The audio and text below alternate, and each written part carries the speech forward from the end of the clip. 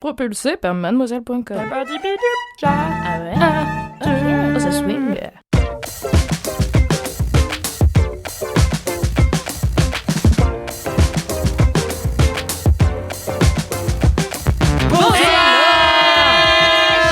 Hello, bienvenue dans le 121e épisode de Laisse-moi kiffer, le podcast du kiff et de la digression de mademoiselle.com.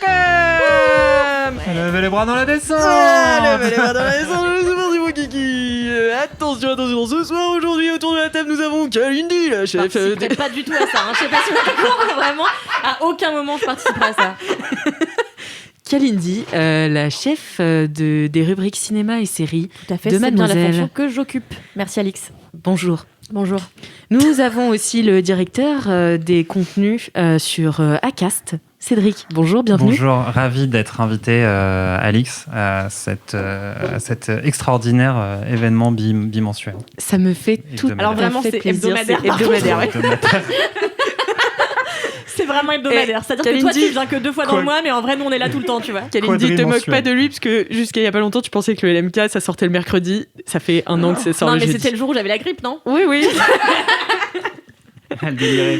Et nous avons aussi la rédactrice en chef de mademoiselle.com, Mimi, bonjour. Bonjour Madame Martineau, quel plaisir d'être à votre micro en ce beau mardi. Écoutez, c'est à moi que ça fait plaisir de vous avoir tous autour de cette table. De ce bouse. Vous imaginez, c'est ça notre vie? Peut-être un jour de faire des vraies émissions sérieuses tout le temps et tout. Moi, je serais trop forte. Bah ouais, mais est-ce que tu rirais autant? Non, mais peut-être les gens seraient plus contents que je rie moins, parce que je leur casse les oreilles quand même. Non, tout le monde est ravi de ton rire. Moi, C'est j'adore vrai ton rire. Ouais. Oh, c'est gentil. Est-ce que vous avez des commentaires aujourd'hui? Kalindi, elle en a. Eh bien oui, mais écoutez, vraiment, en ce moment, c'est fou, parce que dès qu'Alix me dit « As-tu un commentaire ?» J'en reçois un, mais quasiment de manière immédiate. J'ai envie de dire, là encore, synchronie. Ni. Alors, La synchronie la moins synchronisée. Alix, tu es là pour casser nos bails, c'est pas la peine. Alors, c'est une dame qui s'appelle Camille Seren Bana, ou encore dit Camille 18 secondes. Bonjour Kalindi, je ne sais, c'était écrit dessous. Bonjour Kalindi, je ne sais pas si tu liras ce message car tu dois en recevoir 2 millions. C'est vrai que j'en reçois vraiment des millions. Pas du tout. Mais voilà presque 2 ans que j'écoute LMK et putain, n'arrêtez jamais.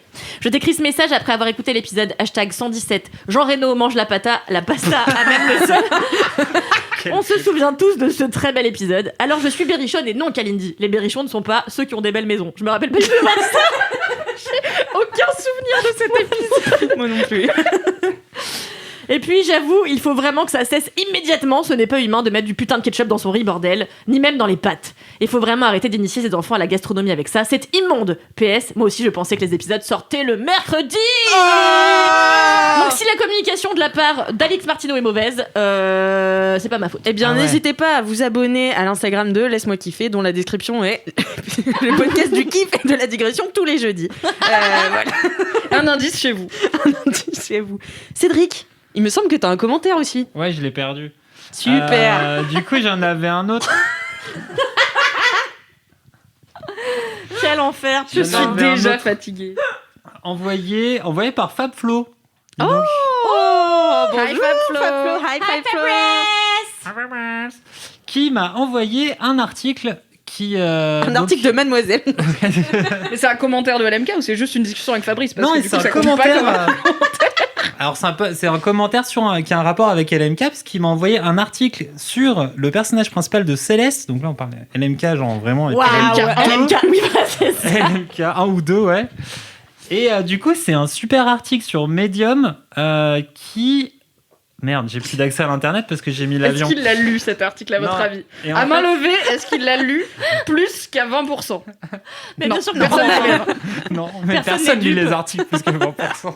Merci de faire la promotion du journalisme. Voilà, merci hein, de lire Mademoiselle à 120%.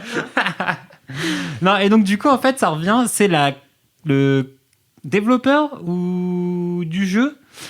Je sais On va plus pas qui revient. s'engager sur des noms ou des titres. Une personne impliquée dans la Voilà, création une du personne jeu. impliquée dans la création du jeu qui revient sur le personnage principal. Moi, j'ai toujours cru que Céleste, c'était... Bah, après, on voit ce qu'on veut dans une narration de jeu vidéo. C'était un jeu autour de la dépression. Et en fait, a priori, ce serait plutôt un jeu autour De la pêche intensive. Non, mais en fait, c'est plutôt un jeu qui serait autour de la transidentité. Et en fait, Céleste, elle est pas, elle ou il est jamais nommé en termes de genre dans le jeu. Et en fait, c'est le. Alors, je sais pas si c'est une créatrice qui est devenue créateur ou créateur qui est devenu créatrice. J'ai pas tout, j'ai la moitié des infos comme d'hab, mais en gros qui revient sur la création de Céleste en disant c'était vraiment avec ça que je me bagarrais quand j'étais en train de faire ce jeu. Et en fait l'espèce de deuxième Céleste qui se crée dans le jeu, en fait c'est la personnification de sa transition, ou en tout cas des questions qui se posaient avant ou pendant qu'il était en train de réfléchir à sa transition. Et du coup, c'est trop Pile ou marrant elle, parce car que nous ne ça- savons pas. Et nous Exactement. n'allons pas prendre le risque de mégenrer quelqu'un. Exactement. Et donc, du coup, c'est intéressant. T'aurais ça pu refait, bosser pour un sujet de Ouais, transidentité j'avoue, quand même, putain, Cédric, je suis putain. désolé. Autant, tu sais, des gens random, on se trompe de prénom, c'est pas très grave. Autant là, quand même. Ouais. Mais bon, l'info, c'était ça. C'est que derrière, la lecture de ce jeu-là, comme ça, est super intéressante. Et l'article est extrêmement long. Ismadi Canonical Transcaractère. Un truc comme ça. Medium Canonical Madi. Et comme ça, vous pouvez retrouver Bon, l'article. on vous qui est mettra très le bien. lien de toute Ouais, façon. on mettra avec le ce lien dans podcast, les hein, notes du si podcast. Cédric ne l'a pas perdu d'ici. Moi, je retiens de ça que tu t'es donc trompé à l'épisode 2. Exactement. De ce jeu. Depuis le jour 1, ce podcast n'est pas précis. Donc, qui est étonné de ça? Il est à Personne. noter que Fabrice Florent m'a envoyé ça le jour de mon anniversaire sans me dire joyeux anniversaire. C'est Bravo, quand ton Fabrice. anniversaire? Mon Dieu! C'était Ah ouais, le moi, 17 j'ai- novembre, ouais, c'était far away. Hein. Mais c'est la veille. Non mais oui, non mais c'est Les dingue. scorpions, C'est la tout veille du ça. 18, c'est extraordinaire. Moi, j'ai dit bâtard pour insulter Fabrice, mais après, je pense que je ne t'ai pas souhaité ton anniversaire. mais c'est pas grave, moi, je m'en fous. Bon anniversaire, Cédric. Ouais, merci. Ce sera l'épisode de l'anniversaire de Cédric, d'accord? Tout à Ok. fait. Mais moi en plus, Ah ouais. j'ai vu ça sur Facebook et j'ai dit putain, faut vraiment que je souhaite à mon Cédric. Et puis voilà. Eh ben Très bien, super. bah écoute, tu sais, l'intention, ça fait déjà la moitié de l'action. Oh, qu'est-ce qu'il est Exactement. gentil en vrai. Ouais, c'est clair. Merci Cédric pour ce commentaire, Mimi. Oui, alors, je dois être honnête avec toi, Alix Martineau, car je respecte ton travail et ton professionnalisme.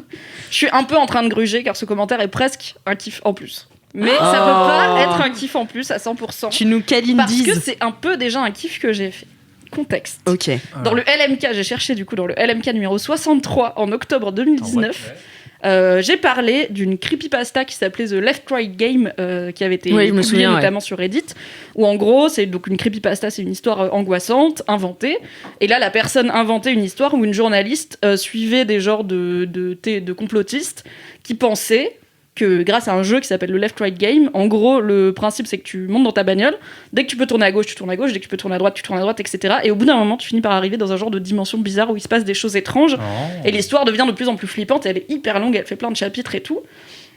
Donc j'en ai parlé, et j'avais notamment regretté le fait que ça n'existe pas en podcast. Et c'est là qu'intervient une lectrice dont j'ai screené le commentaire, qui s'appelle Luisetta, qui m'a écrit sur Instagram. Salut Mimi. Smiley, sourire. J'aurais écouté un vieux LMK dans lequel tu parlais de la creepypasta The Left Right Game. Et vous aviez dit dans LMK que ça aurait été cool qu'elle soit adaptée en podcast. À l'époque, ça n'existe pas, mais j'ai découvert il y a quelques semaines qu'il y avait eu une adaptation en podcast Oh. depuis. Mon idée était d'écouter tous les épisodes avant de te le conseiller, mais j'ai dû arrêter au 4 parce que j'avais trop peur. Smiley qui pleure. J'ai littéralement arraché mes écouteurs pour ne pas entendre la suite. Mais du coup, les 4 premiers épisodes m'ont bien plu. Et si l'épisode 4 ressemblait moins à un film d'horreur méga flippant, j'aurais continué. Pour l'instant, je ne m'en sens pas capable. Et d'ailleurs, j'ai même pas osé lire l'histoire parce que je pensais d'avance avoir peur. Bref, je t'envoie le lien. J'espère que ça te plaira. Et elle me dit, respect si tu vas au-delà du coup du 4e épisode, ce qui je pense est plus facile quand tu connais l'histoire parce que t'es moins surpris. Et du coup, incroyable, je me suis dit, je vais écouter ça. Sachant que de base, je suis pas toujours hyper confiante quand j'écoute une histoire transposée, enfin un truc écrit transposé en podcast, parce que ça demande des capacités quand même d'acting et tout. On n'est pas sur un audiobook où quelqu'un lit l'histoire, c'est vraiment joué. Il y a une ambiance, du coup on est en voiture avec les gens. Il y a un peu des jeux où des fois t'as des sons dans une oreille et pas dans l'autre et tout, donc c'est hyper taffé. Et bon, c'est en anglais par contre, désolé, il faut parler l'anglais. Et c'est vraiment hyper quali. J'ai écouté les 2 premiers épisodes et j'étais à fond, ça m'a rappelé l'histoire et en même temps j'ai un peu oublié la moitié, donc je suis là, je vais être surprise quand même. Et je me disais, putain, c'est quand même hyper prod, quoi. Il y a l'air d'avoir de la thune. Donc, une fois n'est pas coutume, j'ai fait des recherches avant cet épisode. Oh. Et en fait, c'est coproduit par Tessa Thompson, grande actrice qu'on a vue notamment dans la dernière saison de... Pas Watchmen, l'autre. Westworld, et dans Thor et Avengers et tout ça.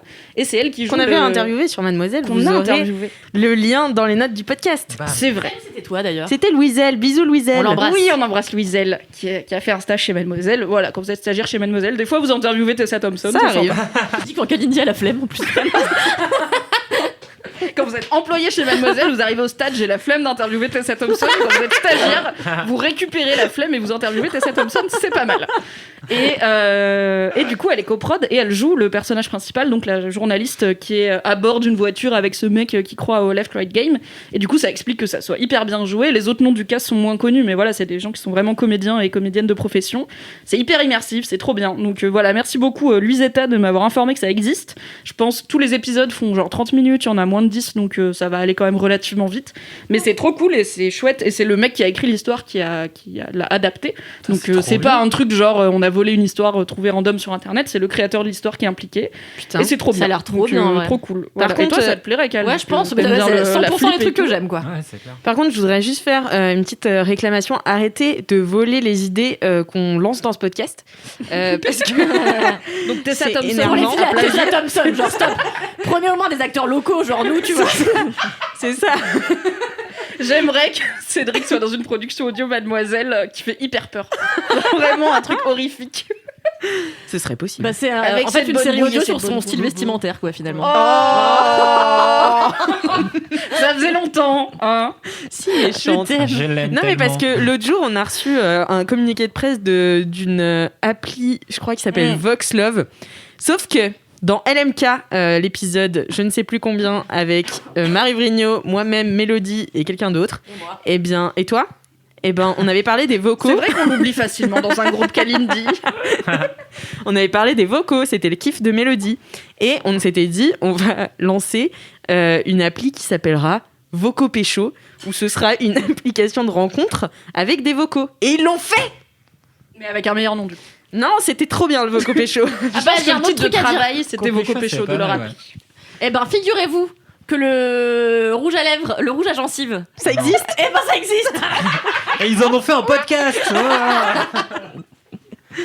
Voilà, c'est une auditrice qui m'a écrit un message l'autre jour pour me dire, figure-toi que ça existe, je sais plus dans quel pays, où tu te mets une pâte pour assainir tes gencives et en gros ça les rend plus luisantes ou je sais pas trop mais quoi. Mais oui, du Luisantes coup luisante. Et Une belle gencive, c'est une gencive Bien luisante. luisante. Dans laquelle tu peux te regarder. C'est un signe de bonne santé. donc voilà, tous mes projets commerciaux sont tombés en ruine. Donc je ne serai jamais riche grâce au rouge à gencives. Voilà. Quel dommage. Nous l'attendions tous pourtant. À bientôt pour une nouvelle start-up créée par Kalindi Rampel. Je vais vous lire un commentaire sur Apple Podcast qui a eu 5 étoiles. Ouais. C'est Ayam Léo qui dit « Vous me faites passer pour un fou ». Alors, cher LM Kiffer, je fais la chose la plus weird mais poétique en ce 12 novembre, jour de mon anniversaire. Bon anniversaire, et de la sortie du dernier épisode de LMK. Je suis assis sur un banc, sous un platane, où l'azur du ciel est roi et le soleil me caresse doucement la nuque. Les feuilles tombent tranquillement grâce aux fins zéphyrs automnales. Mon casque sur la tête, je regarde la forêt et dérange tout le voisinage en riant aux éclats. Et ça résonne en vous écoutant et en regardant fixement les champs devant moi. À mon avis, sa résidence, c'est allié pour dire non, mais lui, il faut faire quelque chose là. C'est poétique pour moi et j'ai l'air creepy as fuck pour eux. Je m'en vais vite avant que mon attestation n'expire. Ça dure qu'une heure une attestation. Hein, fais gaffe. C'est ça. C'est 3 maintenant. Bisous, vous faites passer notre confifi plus rapidement et dans la joie plutôt que dans la morosité. merci. Trop mimi. Merci Ayam Merci Léo. beaucoup, Léo. Je suis Léo. Ayam Léo, ouais. Et ben, Podcast bilingue. et sinon, j'ai reçu plusieurs commentaires. J'avais parlé de Normal People dans un épisode de LMK et tout le monde m'a dit que c'était trop bien et que même des gens se faisaient des franges à la Marianne, qui est l'actrice principale, enfin le personnage principal de la série, et que tout le monde a fait ça, dont moi-même. Voilà, donc j'ai aussi. Alors ça, c'est inédit, car vous savez, sur Apple Podcast, pour être lu, il faut 5 étoiles et faire un commentaire sympa, quoi. Là, c'est un commentaire de Hates. Il a mis combien d'étoiles? Il a 1 étoile. Ah, c'est Yes. sympa. C'est pour notre C'est bonhomme. déjà- Mais je sais pas si on peut mettre 0 Ouais, je sais étoile pas en si fait. on peut mettre ça. C'est 1 étoile et le titre du commentaire, c'est Voix de dinde. Mais attends, mais c'est un À mon commentaire avis, hyper il parle de réaliste. Cédric. Il y a juste marqué ça. Non, une c'est le étoile, titre. voix de dinde. C'est le titre. Voix de dinde. Alors, c'est 1, 2, 3, nous irons, du coup, qui ne nous écoute plus, je pense. Cela pourrait être bien, mais les voix de petites filles stupides que vous prenez rendent vos propos idiots. C'est de l'audio, alors les voix, c'est la base. Ah C'est ouais, tout. super. C'est tout. Mais c'est marrant. Ah non, mais je suis hyper déçue, attends. Je pensais qu'il y aurait, tu vois, un peu d'originalité quoi dans la critique. En même temps, avoir des voix d'un dinde en décembre, c'est avoir l'esprit de Noël. Mais qu'est-ce qu'on l'aime, putain. Est-ce que vous pensez que ça va convaincre cet auditeur ou auditrice de nous laisser une deuxième chance? On l'espère. 1, 2, Allez 3, nous au-delà de irons. nos voix de dinde et venez pour nos blagues de qualité comme celle-ci. Mais ce qui est drôle, c'est que les voix de petites filles, c'est un truc qu'Alix déteste en plus. Ouais. Il déteste qu'on fasse les voix de bébés. Alors vraiment, c'est marrant parce que je sais vois pas trop, ouais, Il y a à quel beaucoup de choses moment. qu'on peut reprocher à c'est moi qui fais. Ah, mais qui nous disent qu'on dit trop de gros mots, qu'on se parle dessus, qu'on n'a pas les infos et qu'on parle fort. Tu vois, bon, ça se tient, mais voix de petite fille, je suis là. Mais je crois que vraiment, il parle que de Cédric, enfin, tu vois. C'est vrai que c'est pas hyper sympa de lire un commentaire ciblé devant tout le monde. Allez, c'est bon. Ah d'ailleurs, en parlant de toi, Cédric. C'est moi qui ai une voix de petite fille. En parlant de toi, Cédric. On a tous des voix de petite fille. Monsieur Chaussette. Monsieur Chaussette, il a une voix de dinde, ouais. Dinde chelou, dinde pas dinde au comestible. marron, D'un quoi. petit extra. Mais c'est sûrement ça. Non, mais en parlant de toi, Cédric, je sais pas si vous avez suivi dans les derniers épisodes de Laisse-moi kiffer, on a eu l'incrustation d'une chronique spéciale de Yannick Coach Ouais, de Life, ouf. dont j'avais fait sur lequel j'avais fait mon kiff dans les épisodes précédents. Et du coup, il nous avait fait une chronique culinaire pas du tout audio. Enfin bon, c'était au top. C'était trop marrant. Et c'était trop marrant. Ouais, découpé comme ça, là, tu vois. Là, Tu vois là bien comme ça là. Quand ça ressemble à ça, là, bah t'arrêtes. Donc je l'aime Vraiment, trop. c'est un Et en podcast fait, dans lequel il y a toujours plus de rubriques. C'est vraiment incroyable. Maintenant, il y a la rubrique de gens qu'on connaît. non mais moi je l'adore Yannick vraiment et il me parle du coup tout le temps sur Insta et à un moment il écoutait LMK et il m'a envoyé, il me fait la voix de Cédric ressemble quand même beaucoup à la mienne, alors si c'est de l'imitation je le prends mal et tout. Et du coup je pense que Cédric est Yannick Coach Life. Ah, Si j'aimerais. vous êtes chaud pour cette théorie, n'hésitez pas à mettre 5 étoiles sur Apple Podcast ainsi qu'un commentaire en fait, disant compenser là, le rating il a pris. Si on a eu une étoile là, ça a fait baisser la moyenne. Ouais, c'est ça. Allez, mettre cinq. Allez, Mais je mettre vais 5 débunker étoiles. ça tout de suite. En fait, Cédric n'a pas le temps d'être Yannick Coach Life, en fait. On nous a jamais vus dans la même pièce. C'est exactement ce que Yannick m'a dit. Ah putain, C'est merde. exactement ce que Yannick m'a dit. Je pense que Non, c'est mais vraiment. Peut-être pour bonne ça qu'il est personne. tout le temps en retard. Hein. Ah, oui, merde. peut-être. Ouais, Il est c'est ça. occupé à vivre sa deuxième vie. De Ouais. coach de vie. Ok, bah peut-être. J'adore. Ok. J'ai aussi putain, Elle regrette. j'ai aussi une dédicace. Alors, d'abord, je voudrais faire une dédicace à Charlotte et Angèle qu'on vient de croiser en bas des locaux, de nos nouveaux locaux de Mademoiselle, parce qu'on vient de déménager. Et donc, on les a croisées et on les adore. Elles sont trop mimes. On les embrasse très très fort. Tout à fait. Et on a aussi une dédicace d'Adrienne. Pardon, c'est pas une dédicace d'Adrienne, c'est une dédicace à Adrienne de Laetitia1719. Hello la team LMK, merci de me faire kiffer chaque semaine. Vous m'avez suivi, sans le savoir, pendant tellement de moments de galère et franchement j'aurais dû vous mettre dans les remerciements de mon mémoire. Je décide finalement de vous écrire pour faire une dédicace à ma super amie Adrienne. La semaine dernière, on s'est rendu compte qu'on écoutait toutes les deux LMK et elle habite au Kentucky. Et du coup, on était... Hi, Kentucky. Et on était dans un tel état d'excitation, on s'est promis de se faire une dédicace. Alors dédicace à toi Adrienne, toi qui remplis mon cœur de bonheur et d'amour, tu es l'une des plus belles rencontres de ma vie et je sais que peu importe le temps et la distance, you can count on me. C'est trop choupi. J'ai hâte de te retrouver bientôt en France et de retrouver les gros stuff de Mademoiselle pour redanser ensemble toute la night comme à l'époque où le Covid n'existait pas. Gros bisous à tous. Des gros stuff. Moi Trop chou. aussi. Bon, cette introduction a duré 8000 ans, j'avais une anecdote de star mais je pense qu'on va passer direct au kiff. Non. Non, vous voulez Bah non, maintenant que tu l'as dit, il faut le dire. Bon, eh bien, écoutez, Oh, je vais le vous teasing. faire une anecdote de star. Donc, ça commence par donc, en majuscule. Donc, Comme les posts de Bernard Werber, je sais pas si vous avez remarqué. Mais pourquoi on followerait déjà Bernard Werber dans la vie? Mais c'est parce qu'elle a rencontré à. Mais non, mais vraiment, si vous Gérard allez voir Pied. son- Follow pas. Si vous allez voir son Instagram, tout commence par donc j'étais là dimanche dernier. Donc une classe avec mes étudiants. Et vraiment, je suis là, pourquoi il fait ça? C'est hyper bizarre. C'est son bref Voilà. à lui. très bizarre. Donc j'étais avec mes étudiants. Donc, vraiment, on l'a pas commencé l'anecdote encore. On a Donc déjà digressé. J'essaie de commencer plusieurs fois. Donc, J'étais à Saint-Rémy de Provence avec la mif et une pote et on s'installe à la terrasse d'un resto afin de s'en mettre plein la panse. Il manquait une chaise, alors ma mère commence à aller prendre la chaise de la dame à une dame assise à côté qui lui dit « Désolé, il y a mon mari ». Et son mari n'était autre que... Jamel Debbouze. Cette dame était donc Mélissa Thériault. C'est fou. Oui, en grande discussion Si au c'est pas elle, téléphone... on a un scoop. Mais ouais, de ouf, j'étais en train de me dire ça. En grande discussion au téléphone avec son manager quelques mètres plus loin.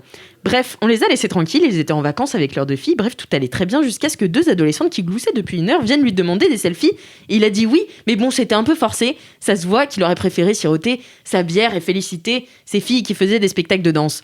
Vraiment, je comprends pas trop pourquoi venir l'embêter. C'est une vraie question. Alors, c'est une vraie question. Ça change quoi d'avoir une photo avec quelqu'un de célèbre? Il est temps de poser les vraies Les questions. likes, MDR. ça fait des likes. C'est C'est simple. des likes, ça fait ouais. vraiment Ah mais des parce que likes. là maintenant Bah, merci. maintenant faut qu'on discute Ouais. de ah ouais Mais les gens nous posent des Ah ouais, questions, je suis Kalindi. désolé. Il faut l'expertise. Toi qui côtoies des stars et qui en a une Ah, mais toi-même, au à quoi quotidien, ça c'est sert clair. les photos avec des stars? mais en vrai tu dis pour les likes mais en vrai avant l'époque des réseaux sociaux les gens ils voulaient des autographes et moi je me suis toujours demandé à quoi ça servait. Petite anecdote, C'était pour un jour Ribet. j'étais à Roland Garros avec mon daron et genre Roland Garros. et mon père était prof de tennis avant donc le tennis c'était toute sa life et en fait cycliste. un jour on va pardon Il était pas cycliste. ah mais t'es prof de tennis à l'île Maurice, c'est son premier job dans le sport en fait. Et c'est comme ça qu'il est devenu géo au Club Med. Bon bref. Et En destin. et en fait donc un jour on va à Roland Garros, c'était ma première fois, j'avais 5 ans, j'en avais à peu près rien à foutre évidemment. Et il m'a dit regarde, c'est Steffi Graf, c'est incroyable. Et il m'a obligé à aller demander à Steffi Graf un autographe et tout et j'étais là bonjour Steffi Graf, est-ce que je pourrais avoir un autographe? Déjà j'étais saucée parce que ça rimait un peu et ça rimait même. Déjà la poésie dans ta Déjà tête. la poésie dans ma tête et voilà bah c'est mon anecdote quoi et en fait vraiment je suis rentrée chez moi et genre en fait c'est la seule fois où j'ai demandé un autographe tu vois je suis rentrée chez moi je me suis dit mais maintenant je fais quoi avec ce bout de papier tu vois Tu le lèches. Tu le frottes contre toi.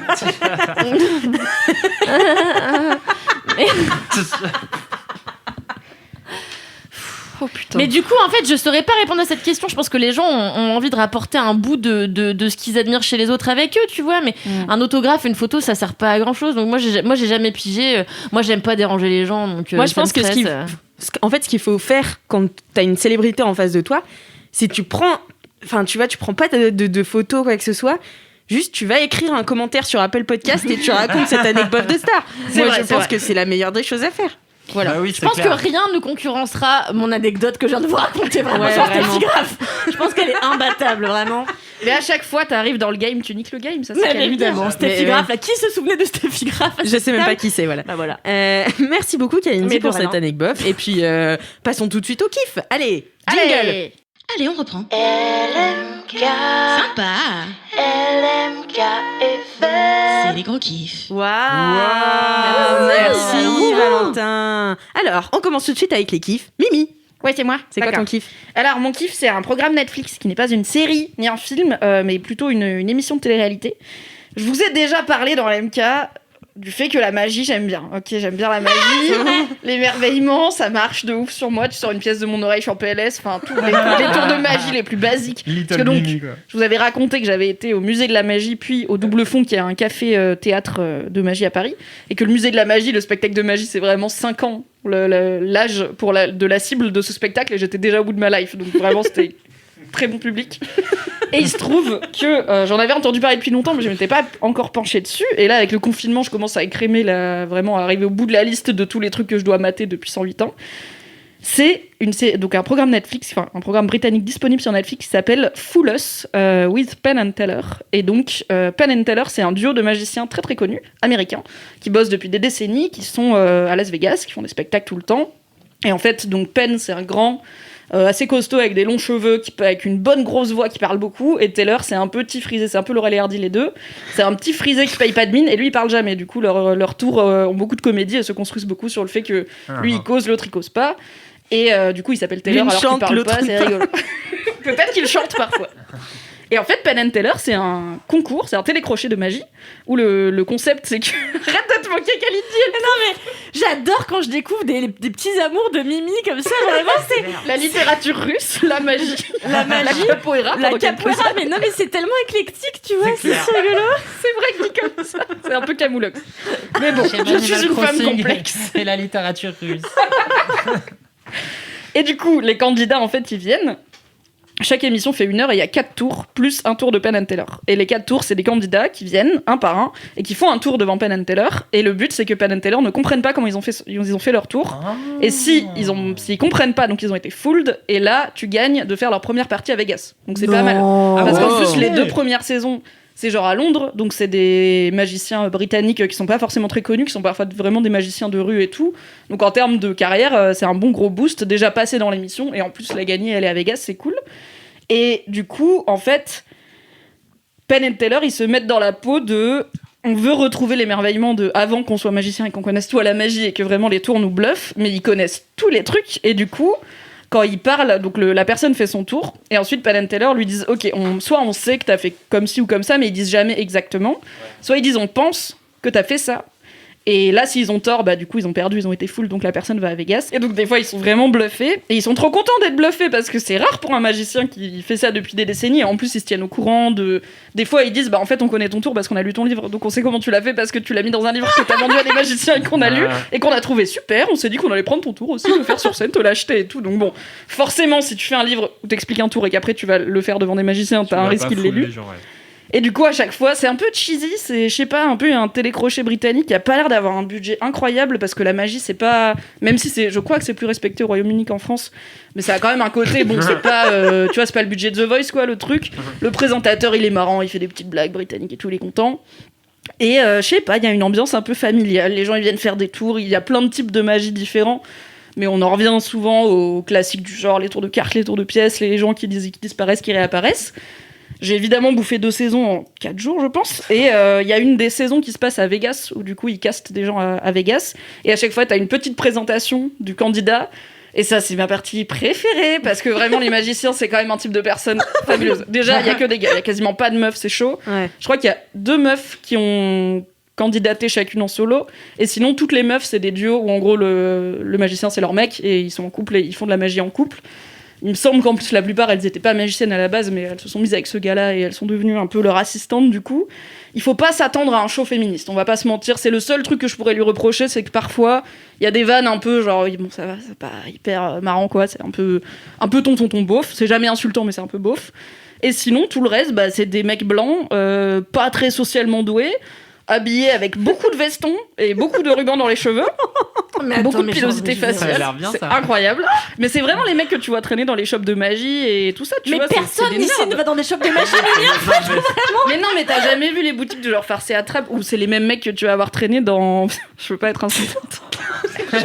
Mais non, mais dans les boutiques Warhammer ou des trucs comme ça, c'est des nerds en fait pour être magique. Les boutiques de rameurs. Mais non, Warhammer, c'est des trucs de figurines à peindre ou pour construire des bagarres. Et tout. T'as bien compris, Kalindi. Les gens, ils font de la rame, ils font des. C'est un peu la même chose, j'ai l'impression, le même genre de population. Ils sont tous musclés, après ils vont farcer non, mais ceux qui rament dans la vie rubans, sociale, quoi. Oui. Et après, ils essaient d'aller à Las Vegas une fois qu'ils ont bien ramé.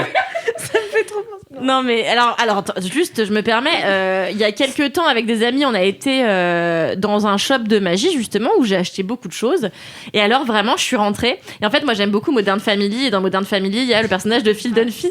T'as su quoi? Je sais pas où ça va. Putain, mais je sais pas pourquoi il rit, moi, je t'écoute. Et donc, il y a Phil Dunphy. Moi aussi, je l'adore. Et donc, du coup, c'est un gars qui est agent immobilier, mais sa passion dans la life, c'est la magie. Et genre, vraiment, c'est un mec au cœur trop pur. Il fait tout au premier dug. On l'adore. Il est un sup. Et ah merde, je sais en effet pas où j'allais avec ça. Dans un shop de magie. Ah ouais, voilà. Et en fait, le gars qui m'a ouvert la porte du shop de magie, franchement, j'étais saucée par lui, tu vois, parce que genre, on aurait dit un peu Phil Dunphy. Et j'étais là, mais en vrai, c'est le meilleur job de la planète. Mais grave. Mais c'est incroyable. T'arrives et tu te dis, voilà, alors là, j'aimerais me déguiser en Poséidon et tout. Et le gars, il est là, bah, bien sûr, mais le trident, vous le voulez en quelle couleur, machin et tout. Je suis là, c'est exceptionnel. Il fouille, il y a des milliards de trucs. C'est la caverne aux merveilles. C'est extraordinaire. Voilà, c'était un petit aparté pour dire que j'ai pénétré pour la première fois cet antre-là, il y a pas plus tard qu'il y a 3 semaines. Et c'était extraordinaire, voilà. Tu voulais vraiment un costume de Poséidon ou pas? Oui. Je voulais une perruque de sirène, je voulais un cœur, tu sais, arraché, là, un faux truc en caoutchouc. Je voulais plein de trucs, un serpent, enfin des choses, quoi. Et les soirées sympas chez Kalindi. Les fêtes de fin d'année chez Caroline. Mon gars, ça déconne 0. Alors, donc, oui. Non, Voilà, mais tu vois, les shops cette de magie. vibe-là, c'est des mecs qui sont vraiment. Je veux pas du tout les critiquer parce qu'en plus, je trouve qu'ils font un super beau métier et ils ont tous un peu cette storyline de. En fait, des fois, c'est galère d'être magicien, c'est galère d'avoir des contrats parce que c'est une freelance vie, globalement, pour la plupart. Mais en fait, notre job, c'est de rendre les gens heureux et de leur faire oublier, genre, un instant, la réalité du monde et de leur ouvrir la porte à imagine, il y aurait plus dans le monde, genre, la magie existerait. Et du coup, c'est la meilleure sensation. Donc, moi, je suis là, oui, c'est vrai, ils ont raison, c'est trop bien comme sensation. Je suis au top. Évidemment, même si c'est un show télé, le public n'est pas complice. Il n'y a pas de tricks de caméra où, genre, le tour il marche parce que la caméra elle est bien placée, puisque Penn and Teller sont devant les gens. Et parfois, ils participent au tour, ce qui est toujours impressionnant quand le magicien il dit ok, et il faut que quelqu'un pioche une carte, machin, je vais me rappeler de votre carte, et qui prend Penn and Teller, tu te dis ok, parce que du coup, eux ils savent vous regarder. Et ce que j'aime bien aussi, c'est que quand ils disent ce qu'ils ont deviné comme. Leur déduction, de comment le tour a été fait, ils parlent en langage codé parce que le but c'est pas de gâcher le tour pour tout le monde et de dire au public en fait il a fait ça et ça, la pièce était dans sa manche, parce qu'à chaque fois t'es ultra déçu. Genre une fois je regardais ça avec mon mec, une fois il a googlé un tour, je lui ai dit mais google pas les tours en fait, c'est tout le temps le seum, et il a lu la réponse du tour et il était là ah bah c'est nul. Je fais oui, c'est nul en fait les tours de magie quand tu sais comment ça marche. C'est globalement cette personne s'est entraînée beaucoup trop longtemps à mettre une pièce dans sa manche, c'est pas très fascinant. Et du coup quand ils disent leur déduction, ils la disent en langage secret, donc ils utilisent des métaphores et des références qui ont rien à voir. Genre à un moment là, celui que j'ai vu à ma pause déjeuner juste avant de venir, il y avait un gars qui faisait des super tours de pièces où les pièces disparaissent, réapparaissent, et surtout il arrivait à en faire disparaître et réapparaître. Donc il avait 2 membres du public avec lui. Et donc, il y avait un gars qui tenait 4 pièces dans ses mains fermées. Et le magicien n'a pas touché les mains du gars. Et il a fait apparaître une pièce supplémentaire dans ses mains fermées. Et j'étais là, mais c'est pas possible. Le gars, il est là, il le sent, il le voit, je comprends pas. Bref, c'est magique. Et du coup, pour ne pas révéler exactement comment le tour était fait, mais dire, je pense que tu as fait comme ça.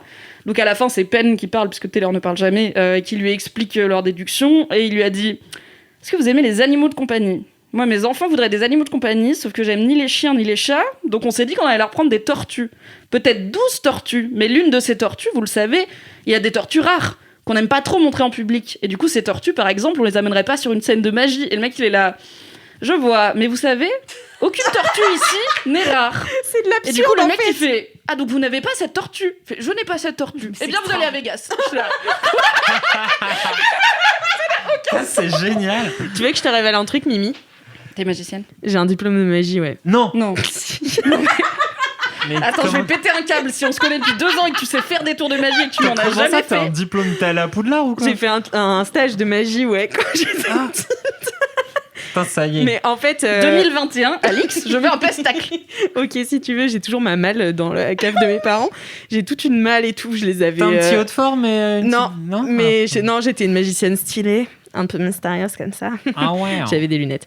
Et alors tu regarderas dans Penn and Teller les magiciens et magiciennes dont le truc c'est justement genre d'être un peu magicien edgy et tout. C'est toujours un peu 2002 comme move quoi. Ça marche jamais, c'est jamais très impressionnant. Mais c'est justement en 2002 que j'ai fait mon stage. Voilà. Dans la grande vibe. Non, mais j'avais trick mes parents pour qu'ils m'offrent ce truc. On était en vacances, je crois, et donc j'avais 1 semaine de stage, et donc j'ai appris à faire plein de trucs. J'ai acheté la grosse mallette qui coûtait genre 80 balles, tu vois, avec tous les tours à l'intérieur et tout. Donc je connais quelques codes de magicien. Tu connais les tortues ? Non, je connais pas les tortues. Okay. Par contre, je connais le FP. J'en connais plusieurs. Le FP ? Oui. Tu peux pas le dire et juste pas nous expliquer. Bah si, parce que moi je veux pas savoir. Elle veut pas savoir. C'est le langage secret des magiciens. Je parle à tous les magiciens. Crado. Les magiciens crado, ouais, on essaye des mots valises comme ça. Non, pour te dire, je veux tellement pas savoir que, en fait, au bout d'un moment, comme ah oui, et du coup, il y a 4 candidats ou candidates, et à la fin, il y a un tour de Penn and Teller qui du coup font un de leurs shows, un de leurs tours qu'ils font à Vegas devant le public, donc c'est cool.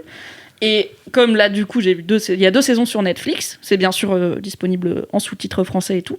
Et je pense qu'au fur et à mesure des épisodes, je commence à capter un peu comment certains tours marchent, tu vois, parce que quand tu vois 18 fois des tours de cartes relativement similaires, tu commences à te dire ok, et avec des fois tu déduis quand même un petit peu de ce que Taylor dit. Genre il y a des moments où il dit, vous êtes d'accord que ça vous arrangerait pas du tout si on regardait de près la carte en question, et le gars il est là, non mais bonne journée, allez au revoir, c'était sympa de vous rencontrer, et du coup tu sais un petit peu regarder qu'est-ce qui peut être en jeu. Et donc je pense, des fois avec mon mec, du coup on devine, mais alors, tu sais, c'est comme quand tu regardes Top Chef et que tu juges grave les plats des gens alors que toi tu manges limite des pâtes au ketchup, t'es là, mais il est raté ton flambadou, t'as jamais vu un flambadou de ta vie, mais t'es d'un coup expert. Et là, bah du coup, des fois avec mon mec, on est là, non mais je suis désolée, c'est de l'arnaque, enfin, à partir du moment où tu sais que la carte n'est pas dans le broyeur, ce n'est pas impressionnant, vraiment, on est à fond. On est expert en magie. Mais je vais jamais googler est-ce que j'ai raison ou pas. Je vais jamais, même pour la petite satisfaction de dire ah ouais j'ai deviné, parce que c'est pas marrant quand tu devines, c'est pas marrant quand tu sais. Et du coup je veux toujours laisser le bénéfice du doute. Et parfois le tour commence. À la moitié du tour, on est là, bon bah ok, c'est bon, c'est ça et ça et ça. Et à la fin, Penn and Teller, ils disent pareil. On est là, bah tu vois, voilà, c'était trop simple. Et le mec, il dit pas du tout. Et on est là, quoi ? Parce qu'en gros, on a une idée de comment ça pourrait marcher. C'est pas cette idée, c'est vraiment ces gens sont des sorciers, je pense, physiquement, de magiciens surnaturels. Et du coup, c'est trop bien. Voilà, ça me met une petite dose d'émerveillement. On m'en avait beaucoup parlé, notamment ma copine Fanny qui aime beaucoup la magie, et ils en parlaient dans le podcast Magicos, dont j'avais aussi parlé dans LMK, qui est très cool si vous voulez découvrir un peu toute la culture magique. J'aime bien la magie. Et bientôt, je vous parlerai d'un autre show Netflix sur la magie, voilà, car j'en ai un autre en stock. Comment il s'appelle celui-ci ? Fool Us with Penn and Teller. Et c'est trop bien. Pourquoi toi tu fais pas la magie ? Alors déjà parce que j'ai la dextérité environ d'un albatros, c'est-à-dire qu'il n'a pas de pouce opposable, l'albatros est peu dextre. Il y a des cerfs pour déchirer des moutons, ouais. Oui, ce qui est pas un tour de magie généralement, tu vois, rarement tu vas genre voir un spectacle de magie et le tour est de déchirer un mouton, c'est peu courant. Mais ça marche outside the box, ça peut être 2020, ouais. Non, en vrai, j'ai pas la patience et j'en ai fait un petit peu. Je m'en suis rappelé quand t'as parlé de ton stage parce que je pense qu'Alindy va se foutre de moi. Au lycée, en première, j'étais en crise d'ado et j'étais edgy et du coup j'aimais personne et genre tous les gens sont cons et moi je suis différente. À part, j'aimais bien mon petit ami de l'époque qui m'a fait découvrir la littérature russe. Mais aussi Metal Gear Solid. Donc il a aussi joué dans ma vie de geek gameuse. Connect. Et on avait, donc voilà, enfin je sais pas, j'aimais pas les gens quoi. Ce qui n'a pas trop changé, mais maintenant je le cache mieux. Et ma prof d'histoire de gauche, vivre ensemble, tout ça, j'ai une promo de première d'ados, un peu tous en crise d'ados, qui sont pas très contents d'être là. Qu'est-ce que je vais faire pour les rendre contents d'être là ? Je vais les emmener faire une semaine de stage de cirque. Mais c'est Marie Vrigno qui a fait du cirque. Je hais le cirque. J'ai vraiment... Ça, pour le coup, la magie, j'adore. Le cirque, j'ai une haine pour le cirque. Je sais pas pourquoi. C'est même pas des trucs un peu défendables, genre ils exploitent des animaux ou quoi, tu vois. C'est juste... J'aime pas le... Je hais les gens qui font du cirque. Je suis désolée si vous êtes circassien. Bisous, déjà. Marie Vrigno. Mais c'est un avis gratuit, voilà. Et du coup, comme j'étais réfractaire à l'idée de faire du cirque, et surtout à l'objectif de ma prof qui était qu'on passe du temps ensemble et qu'on passe des bons moments, j'avais déjà décidé que j'allais pas passer une bonne semaine parce que je détestais les gens et le cirque. Du coup, j'ai fait le seul truc qui n'était pas trop physique parce que j'allais pas non plus monter à des draps ou des cordes ou faire le funambule parce qu'à la fin il y avait un pestacle devant nos parents. Genre on était en première, tu vois, on avait 16 ans, on était là. Ah ouais, franchement, on est un peu vieux pour ces conneries. J'avais déjà mes cours de capoeira comme activité extrascolaire. Là, t'as un concentré de tout ce que t'aimes chez Mimi. C'est la première aile. C'est comme le c'est là que ça s'est passé. Je portais parfois des fédoras au premier degré. Voilà, je te le donne, c'est pour ton image mentale. Vous auriez vu les yeux de Kalindi s'agrandir. C'est clair. Bah, j'étais un peu sapée, comme le sont certains candidats de Penn and Teller, car les magiciens aiment les chapeaux et les vestons. Voilà. Et du coup, j'ai pris le seul truc qui n'était pas physique. J'ai pris la magie, et donc j'ai passé une semaine à apprendre des tours de cartes nulles et à les faire à la fin à mon daron qui en avait rien à foutre. Bisous Bernard. Je suis pas sûre qu'il ait fait semblant d'être dedans, mais moi non plus je faisais pas semblant d'être dedans parce que j'avais pas envie d'être là. Ah, ça va être un beau moment familial. Une très longue semaine à tous les matins prendre le bus pour aller au chapiteau dans la campagne et faire du cirque. Donc c'est ma seule expérience de faire de la magie. Clairement ça ne m'a pas fait découvrir une vocation, carrière. Je crois que c'est vraiment l'environnement dans lequel je t'imagine le moins. Tu vois, c'est un chapiteau. Je m'imaginais pas. Tu vois, j'avais pas envie. C'était l'enfer. Mais moi, je vous ai raconté la fois où j'ai fait une colonie de cirque.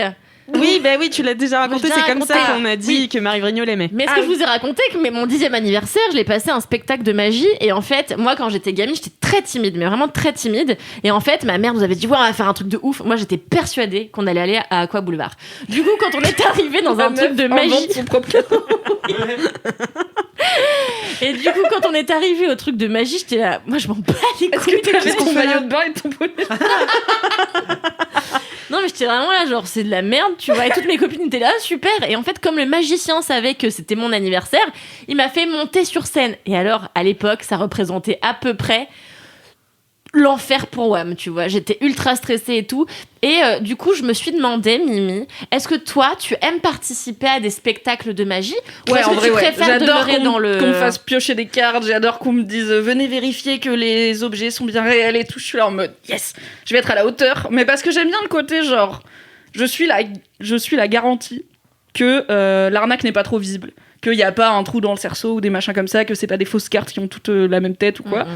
Du coup, j'aime bien, mais après, j'aimerais pas. Genre là, des fois, il y a des magiciens dans Penn and Teller. Vraiment, il faut venir quelqu'un et tout le tour se fait sur la personne. Il y a un gars, ils font semblant de lui avoir caché une carte dans le bide et de l'éventrer pour de faux et tout machin. C'est tout. Chaque magicien a un petit peu son Un style. albatros. Ça me saoulerait un peu, tu vois. Mais après, c'est juste pour venir et qu'on fasse un tour de carte et que je confirme que oui, c'est bien ma carte, je l'ai choisie, il n'y a pas eu de piège. Moi, je suis au top de ma vie parce que du coup, je suis tout près du truc et je peux bien. C'est marrant parce que je t'imaginais plutôt à dire putain, pas moi, putain, pas moi. Alors, moi, à 16 ans, jamais. Moi, à 16 ans, la timidité, mais incroyable, évidemment. Voilà, c'est ça. Et aussi une forme d'hostilité. Mais là, à mon grand âge actuel, oui, gros kiff. Et puis, je sais pas, c'est quand même cool, je trouve, de pouvoir avoir des tours d'hyper près.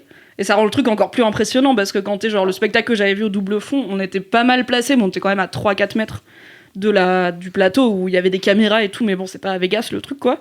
Et alors que les tours que les serveurs font au début quand tu bois un verre, bah, ils sont vraiment à ta table, tout collés, et j'étais là.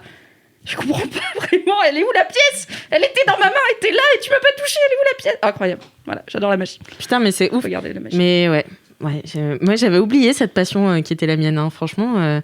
Parce que moi j'avais carrément. Mon prof, je l'aimais tellement qu'il faisait un tour que je comprenais pas et je l'avais reproduit. Comment ça, Genre, tu l'as reproduit? Bah, je T'as l'avais reproduit un réinventé. tour que tu... Ouais, je l'avais. Tu l'as rétro-ingénieré, genre t'as dit ok, il arrive là, je sais pas comment il fait. Ouais, mais je du vais coup, je partir vais du faire... résultat et essayer de deviner comment. Waouh. Ouais, j'avais fait C'est ça. Mais en fait, je sais pas du tout si j'étais douée ou pas, tu vois. Dans ma tête, j'étais ultra forte. J'adorais tout ce qui était à base de lire dans les pensées et tout. Enfin, Ah c'était oui, vraiment ma passion. Ça, c'est pas de la magie, c'est de la sorcellerie aussi. Oui, tout à fait, mais je suis une sorcière en fait. Et ouais, j'aimais trop, mais j'aimerais trop avoir le retour de mes parents, voir si ils captaient ou pas les tours, ou s'ils faisaient juste semblant. Mais tu veux pas nous en faire? Bah, faudrait que je me réentraîne. Vas-y. Faudrait que je me réentraîne, je vous ferai. Anecbof de Star, Ah, le le prochain. créateur du podcast Magicos travaille dans cet immeuble. Donc peut-être que nous le croiserons. Mais non. Incroyable.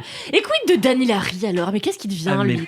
Si vous avez des nouvelles si vous êtes Danny Larry, envoyez-moi êtes Danny un Larry. message. Non mais attends, mais Danny Larry en invité de Laisse-moi kiffer, s'il vous plaît.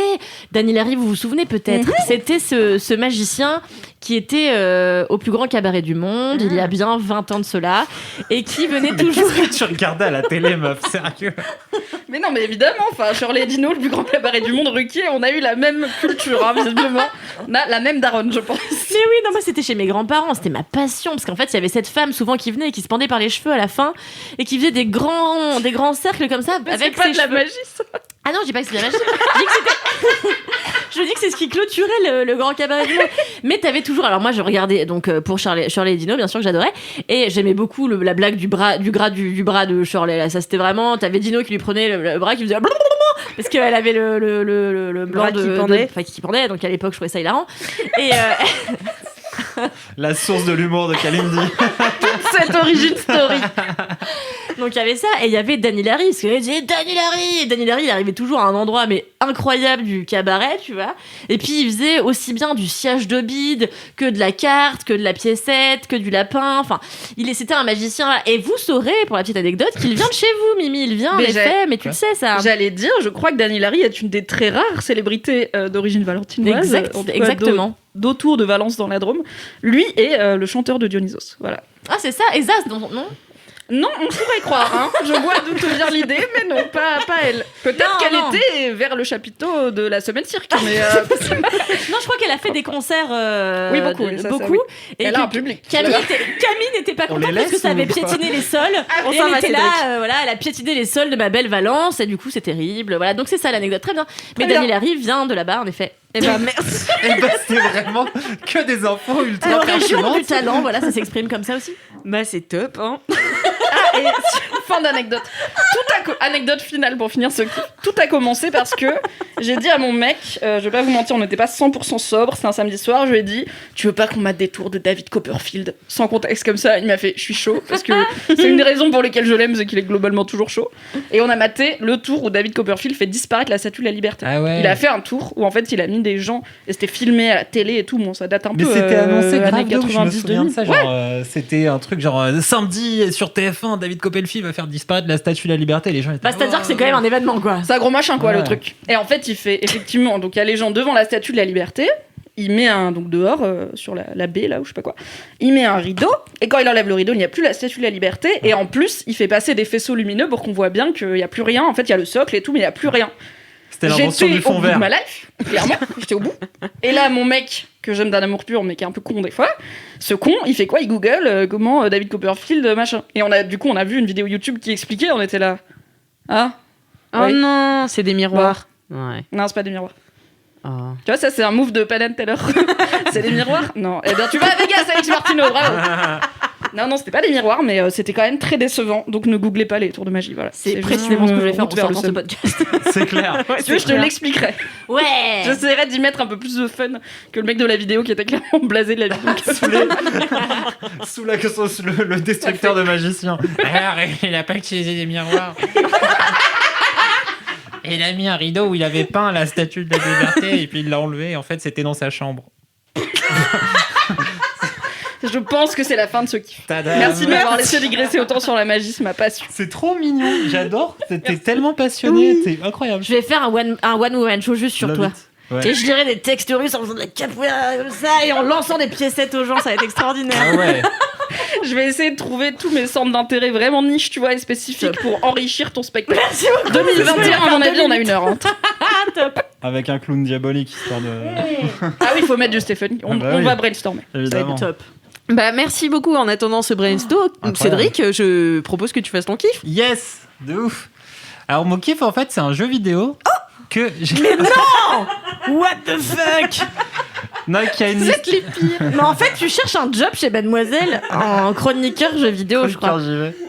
C'est ça que tu veux faire, Cédric. Non, en fait, l'histoire, c'est rigolote, c'est que je l'avais acheté à la base parce que mon petit, là, il commence à grandir. Et du coup, je me disais, bon, vu que moi, j'aime bien les jeux vidéo et machin, je vais trouver un jeu où il peut regarder un peu et il kiffe.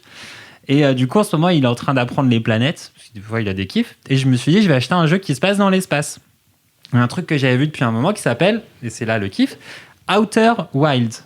Je sais pas comment on traduit. Ah, Mais on est d'accord Ah, que Outer l'idée, Wilds. Outer Ok. Wilds.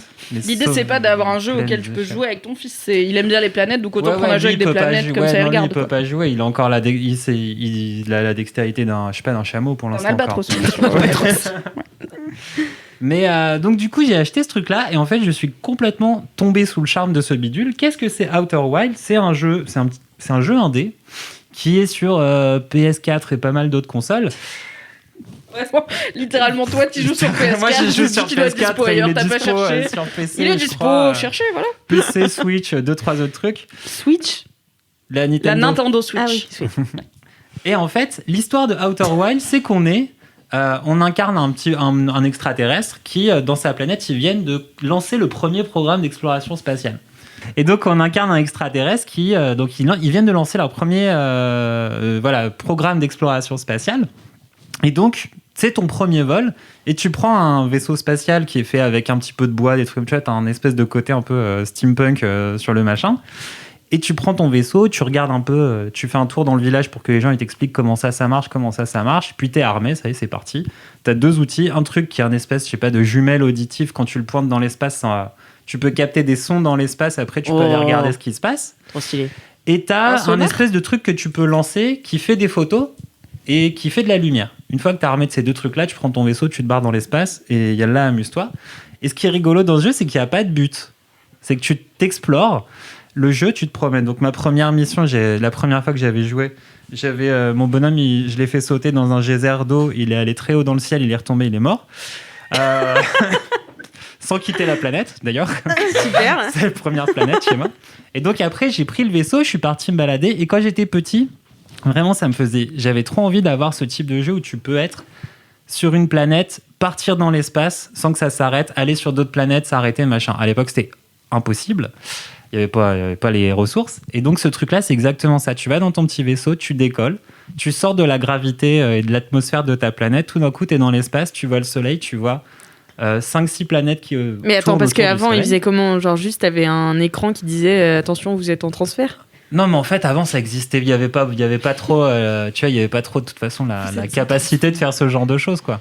Mais maintenant, Non, mais oui, tu peux c'était un peu comme au vraiment, cinéma, ouais. tu vois. C'était, on va montrer les Dans astronautes séquence, décoller machin, et ouais. atterrir dans le Ah, plateau oui. la Lune, mais on n'a pas les moyens de montrer le voyage. Et là, du coup, D'accord. il y a Voilà. les moyens de le montrer et de le rendre un peu intéressant et que ce soit pas juste. En plus, là, c'est un truc de vraiment le chargement. côté, t'es dans ton vaisseau, tu te promènes, tu te balades, tu sautes, t'as un petit jetpack, tu rentres dans ton vaisseau, tu décolles, tu vas dans l'espace, t'as pas de temps de chargement, tout ça se fait de façon totalement seamless, là, fluide. tu sors de l'atmosphère, tu vois le soleil. Autour du soleil, tu vois des planètes qui orbitent. Et donc, c'est un système solaire où tu as genre 5-6 planètes. Et chaque planète, elle a un peu sa spécificité. Tu as 2 petites planètes qui se tournent autour du soleil. Et tu en as une qui est du sable. Et le sable, il se fait aspirer par la gravité de l'autre planète. Donc, au fur et à mesure du jeu, la planète, elle se vide de son sable. Et l'autre, elle se remplit de sable. C'est ouf, il y a une notion de temps. Ouais. Et donc, t'as une autre planète d'eau avec des tornades et tout ça qui tourne dedans. Et donc, t'as plein de trucs. T'as une grosse planète chelou qui ressemble à une feuille, une espèce de grosse, je sais pas, de fleur bizarre. Et dedans, il y a des espèces de monstres un peu chelous. Et donc, au début, j'étais là, j'essaie d'apprendre à manier mon vaisseau. Je me fais un peu aspirer par le soleil, je me casse pour pas m'écraser dans le soleil. Et au bout de 20 minutes, tout le ciel devient tout bleu et le jeu, il recommence. Ça repart. Et en fait, c'est parce que dans l'histoire de ce jeu, il y a une sorte de boucle temporelle où au bout de 22 minutes, le soleil il se transforme en supernova, il explose, ça absorbe tout, et là tu reviens au début, aux 22 minutes plus tôt, quand tu te réveilles à ton feu de camp et tu repars en exploration. Mais c'est horrible. Et en fait, tout le jeu il est basé sur ce concept il y a une time loop, une boucle temporelle, et en fait tu dois essayer de comprendre pourquoi. C'est un jour sans fin. C'est un jour sans fin dans l'espace. C'est le jour de la marmotte dans l'espace. Et en fait, comment tu dois comprendre pourquoi ? En fait, en te promenant, il n'y a pas de combat, il n'y a pas de bagarre, il n'y a rien. C'est juste toi qui prends ton vaisseau, qui va sur les planètes, qui explore, qui essaie de comprendre ce qui se passe. Donc en fait, l'histoire, c'est qu'il y a une vieille civilisation extraterrestre. Non, c'est vraiment le début, ça, c'est dès le début. Putain, mais c'est vieille ouf. civilisation J'ai trop envie de savoir pourquoi, là. Qui s'appelle les Nomai, qui ont des ruines un petit peu sur ta planète. Et en fait, toi, t'es le premier astronaute, t'es le 4e astronaute du système là, du programme spatial, tu vois. Et t'es le premier à avoir un traducteur Nomai. Et donc après, tu te balades et tu cherches des ruines Nomai un peu partout et t'essayes de comprendre ce qui se passe. Et en lisant les ruines Nomai, des fois, ça te dit... donc c'est une vieille civilisation, ils ont disparu il y a des millions d'années, tu sais pas trop pourquoi, ni comment, ni quoi. Je vais dire un truc, c'est Ouais. peut-être un spoiler, mais je le sais pas. Donc je pense que j'ai le droit de le dire. Je suis sûre qu'à la fin, le twist, c'est que les Nomai, c'est nous. Genre, c'était les humains. Et Non, du parce coup... que t'as des statues de Nomai au début, t'as une statue de Nomai dans le musée. Et c'est des sortes n'iras de pas à Vegas, béliers, J'ai jamais le droit d'aller à No Vegas. Vegas for you. Non, le Nomai, c'est une forme de bélier avec un 3e œil au milieu. Et toi, l'extraterrestre que t'incarnes, c'est une sorte, je sais pas, de grenouille humanoïde avec 4 yeux. Et du coup, ils sont là, ils font, mais pourquoi il leur manquait un œil au Nomai Genre, qu'est-ce qu'ils... Ils devaient pas bien voir et tout, t'as des blagues comme ça. Et donc, en fait, tu te barres avec ton vaisseau et après, avec l'espèce de jumelle auditive, tu peux entendre les autres astronautes qui sont partis avant toi. T'en as un qui joue du banjo sur une planète là-bas, t'en as un autre qui joue de l'harmonica sur une planète là-bas, t'en as un dernier, il siffle, ou je sais pas c'est quoi son instrument, et quand tu le pointes, il est à 2 endroits en même temps dans l'espace. Et tu fais, ok, what the fuck. Et donc après, tu peux suivre avec ton vaisseau, là, par-ci, par-là, essayer de les trouver, discuter avec eux. Et quand tu creuses et que tu cherches les ruines Nomai, t'apprends plein de petites choses. Genre, en fait, nous, on avait construit une cité dans cette planète-là, mais elle se remplit de sable tout le temps. Il faut y aller avant que le sable rentre trop vite. Donc tu fais, ah ok, enregistrement. La boucle temporelle d'après, quand la planète, elle est encore pas remplie de sable, et ben tu fonces dedans avec ton vaisseau. T'essayes de trouver les cavernes. Tu sors de ton vaisseau, t'as ton petit jetpack, tes 5 minutes d'oxygène, et tu te balades et t'essayes d'aller trouver. Et du coup, en fait, tu trouves jamais des nouveaux objets. Et toutes les mécaniques du jeu, elles sont tout le temps les mêmes. Et plus au fur et à mesure que tu avances et que tu comprends comment marche l'univers, et ben tu sais comment aller dans des nouveaux endroits. Pas parce que tu as pas parce que tu as des nouveaux objets, mais parce que tu comprends maintenant comment le monde fonctionne. C'est un jeu de scientifique, quoi. Et ben c'est un jeu, en vrai, ça fait ultra longtemps que je m'étais pas senti vraiment en exploration et en découverte devant un jeu vidéo. Et c'est oufissime. Et ça a l'air trop bien. Je suis tombé dedans par hasard. J'ai passé, je sais pas, 15 heures, et le petit Jojo à côté, il fait « Ouais, on joue au jeu de l'espace, on va sur la planète avec les tornades. » Trop bien. Trop mimi. Et C'est t'as trop fou. et t'as des moments trop ouf, quoi. T'as des moments d'exploration. Il y a une comète aussi qui tourne dans le truc. Et à la 20e minute, elle s'écrase dans le soleil parce que le soleil, il a trop grandi. Et en fait, la comète, sur 2 ou 3 tours, quand elle avance près du soleil, la face de devant de la comète qui est glacée, en s'approchant du soleil, ça fait fondre un peu la glace et tu peux te rentrer dans la comète. Mais c'est quand ça s'approche du soleil. Et donc, tu dois descendre, et là, tu te rends compte qu'il y a plein de trucs, plein d'autres histoires, et tout le temps, Spoil ça... pas trop, hein. Non, mais je spoil Ok. rien du tout. Et tu vois plein de Mais t'as trouvé des infos. Comment ? T'as trouvé ? Ouais, ça y est, j'ai fait toute l'histoire, j'ai tout découvert. Et c'est trop bien parce que Putain, non, mais Cédric, Alice, ça a elle est l'air... intense. Incroyable. Tu regardes Cédric, on dirait que tu vas l'engueuler. C'est- T'as trouvé ou pas? Tu me dis c'est quoi le truc là? Mais on voit pas ma bouche, mais Mais en je fais vrai, genre c'est ça. ouf, c'est que c'est ultra passionnant parce qu'à chaque fois, tu creuses un petit peu dans l'histoire et le seul truc qui se remet pas à zéro à chaque boucle temporelle, c'est l'ordinateur de ton vaisseau qui enregistre les infos que tu as eues et te les réorganise soit par planète, soit en rumeur, en disant t'as trouvé ça colle à cette histoire-là. Il y a des trucs des fois chelous, genre tu regardes le ciel, il y a une lune autour d'une planète, tu regardes ailleurs, tu reviens, la lune elle est plus là, elle a changé de place. Tu fais what the fuck, c'est quoi ce truc? Quand tu essayes d'atterrir dessus, elle disparaît. Tu fais, c'est quoi le bordel de cette lune? Qu'est-ce qui se passe? Au fur et à mesure, tu vois d'autres morceaux de la lune qui sont là, et tu fais mais pourquoi tout change de place à chaque fois, je regarde pas. Et petit à petit, tu comprends pourquoi. Et quand tu connais les mécaniques, après, tu peux figer la lune pour pouvoir y atterrir et tout. Et le jeu n'a rien changé, les mécaniques du jeu n'ont pas changé, sauf que toi, tu sais comment ça marche. C'est fou. Et ça coûte cher, ça? Ça coûte 20. C'est Noël, alors. Ça a l'air ouf. Ça coûte. Moi, je l'ai acheté 15 balles sur PS4. C'est je pas crois cher qu'il du coûte 20 tout. balles sur Switch. Bon. Franchement, si en plus tu Ça dis donne qu'on peut le envie, faire en 15 heures et tout, je vais peut-être faire ça Ah, mais pendant c'est mes ouf. vacances de Noël là. Mais surtout, en Tranquille. plus, juste le fait de se balader dans l'espace, de voir les trucs. Et franchement, ça, c'est le tout début de l'histoire. Il y a un moment, tu as une planète qui se prend. Tu as une grosse planète qui a la surface fragile. Et elle a une lune volcanique. Et la lune volcanique, pendant le cycle de 22 minutes, elle envoie des bouts de lave qui partent. Les bouts de lave, ils sont aspirés par la gravité de la planète. Et du coup, ça défonce la planète petit morceau par petit morceau. Donc toi, une des premières fois, j'avais posé mon vaisseau, je sors, et puis tout d'un coup, je peux pas y retourner parce qu'il y avait des gros trous dans le sol. Je fais what the fuck. Et en fait, au centre de la planète, il y a un trou noir. Et je fais vas-y, je saute. Et donc vraiment, C'est ce quand même moment-là. en minute 1 dans de l'eau et tu te dis je vais sauter dans le trou noir, on sait pas. Et en fait, ce moment-là où tu te dis, vas-y, hein, qu'est-ce qui se passe si je saute dans un trou noir? Et du coup, tu sautes dans le trou noir et il se passe plein d'autres trucs. Et t'es là, tu fais, ah ouais. Donc là, je suis à 200 km de mon vaisseau. Mais donc, c'est mort pour cette partie-là, pour ce time temporel-là, mais j'ai appris une nouvelle info. Et au fur et à mesure, tu commences à piger comment toutes les mécaniques du machin fonctionnent. Et c'est génialissime, mais vraiment génialissime. En Tu plus, le vends super bien, en tout cas. Le Jojo à côté, il était là, ouais, va dans la tornade.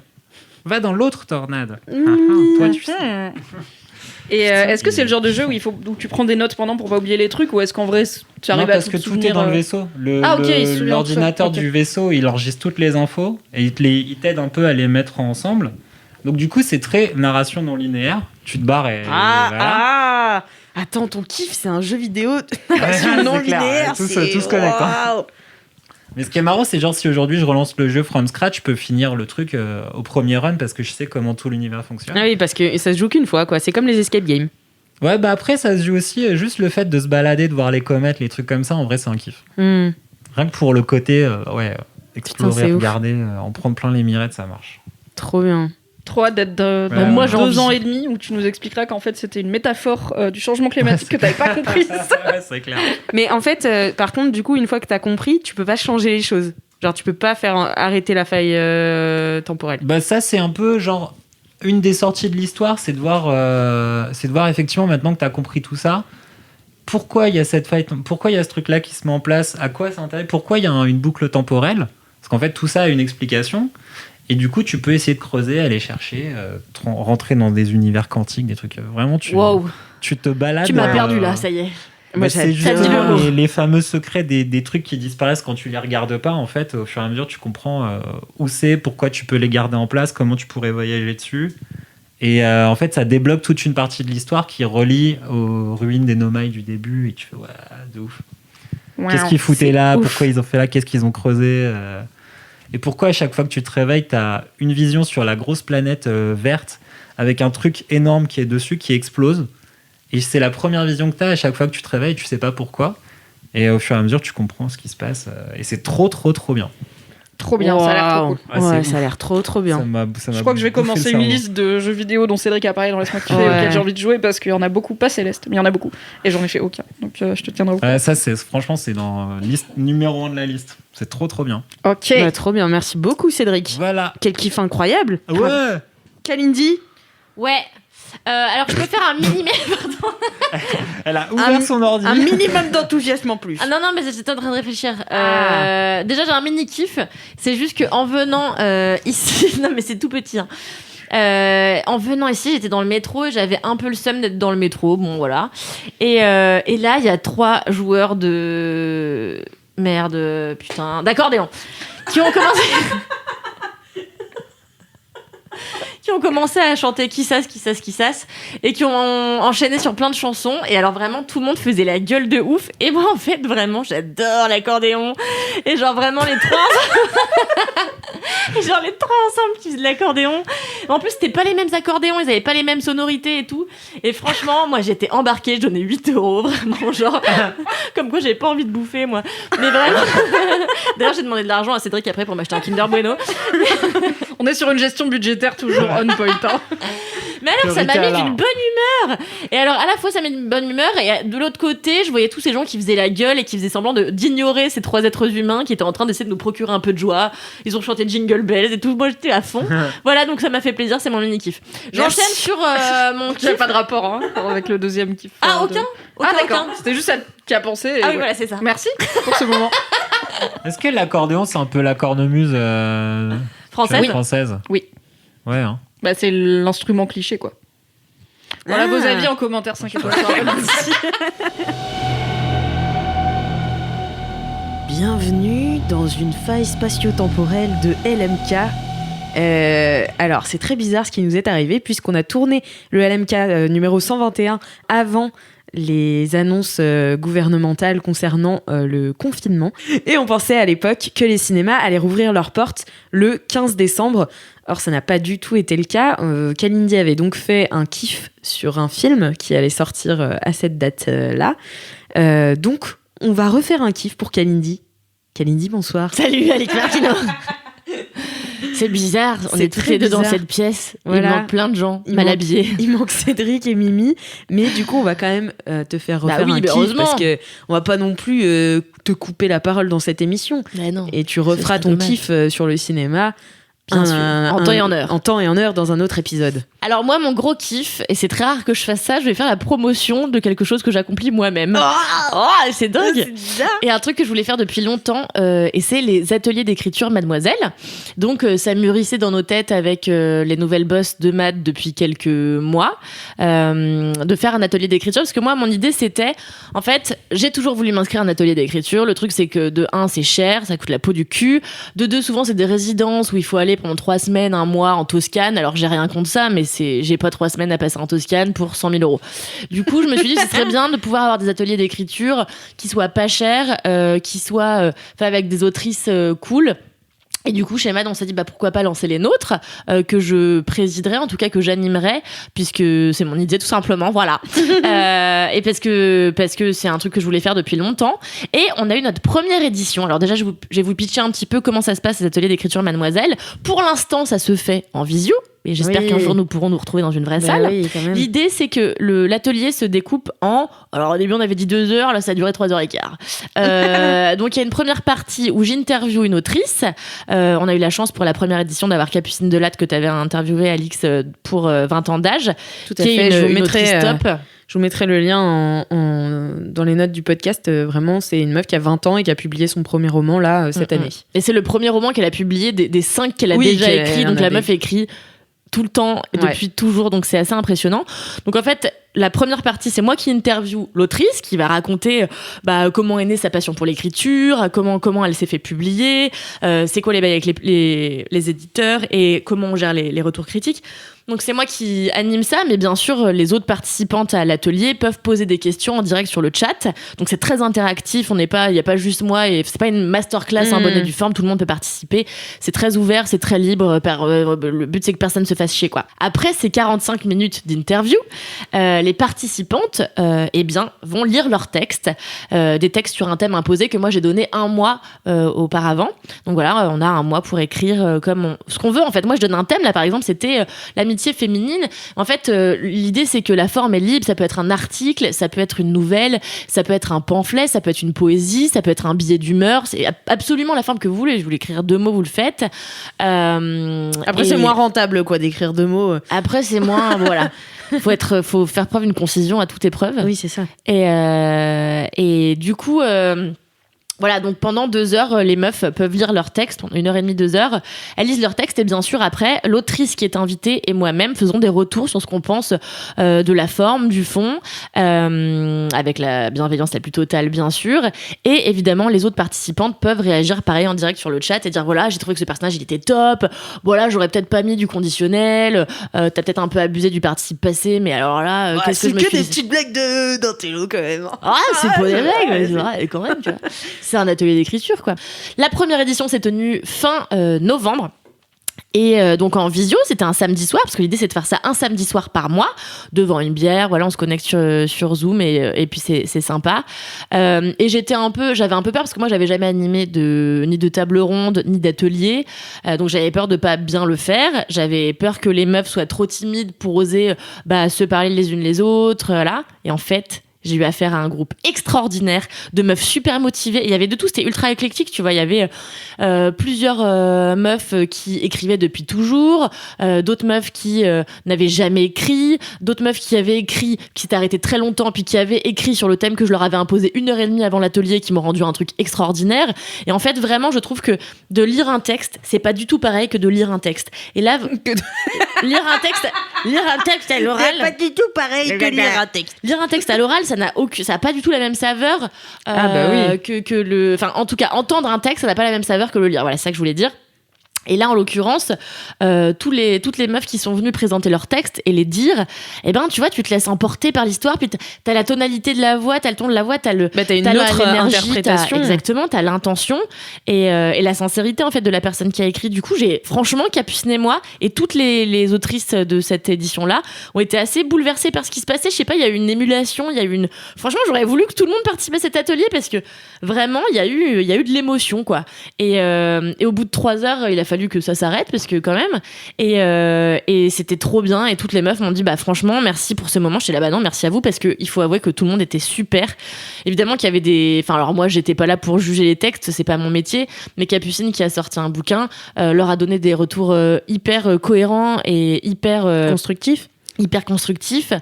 Et moi j'étais là franchement en tant que juste lectrice et dévoreuse de bouquins, juste moi j'ai kiffé de ouf. Je trouvais que ce que vous faisiez c'était super, que chacune y avait mis énormément de sa sincérité en tout cas, et tout était très différent. Je me suis dit moi l'amitié féminine, j'avoue c'est pas moi qui ai choisi le thème, j'aurais pas choisi ça.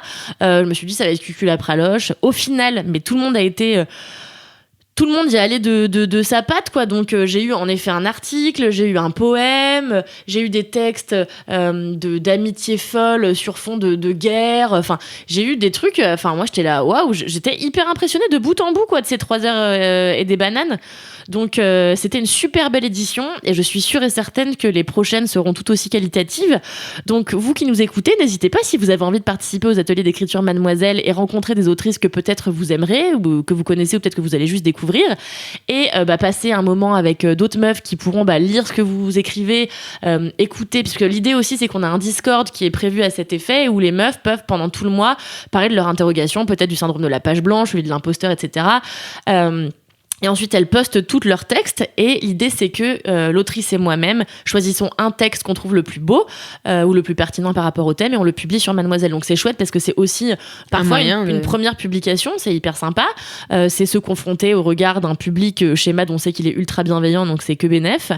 Donc voilà, j'espère que ça va. Enfin, moi, j'ai kiffé l'animer. J'ai vu que tout le monde avait kiffé y participer. Ah mais ouais, t'as été... Oui, je me souviens, t'as été ultra enthousiaste quand tu m'en as parlé direct après.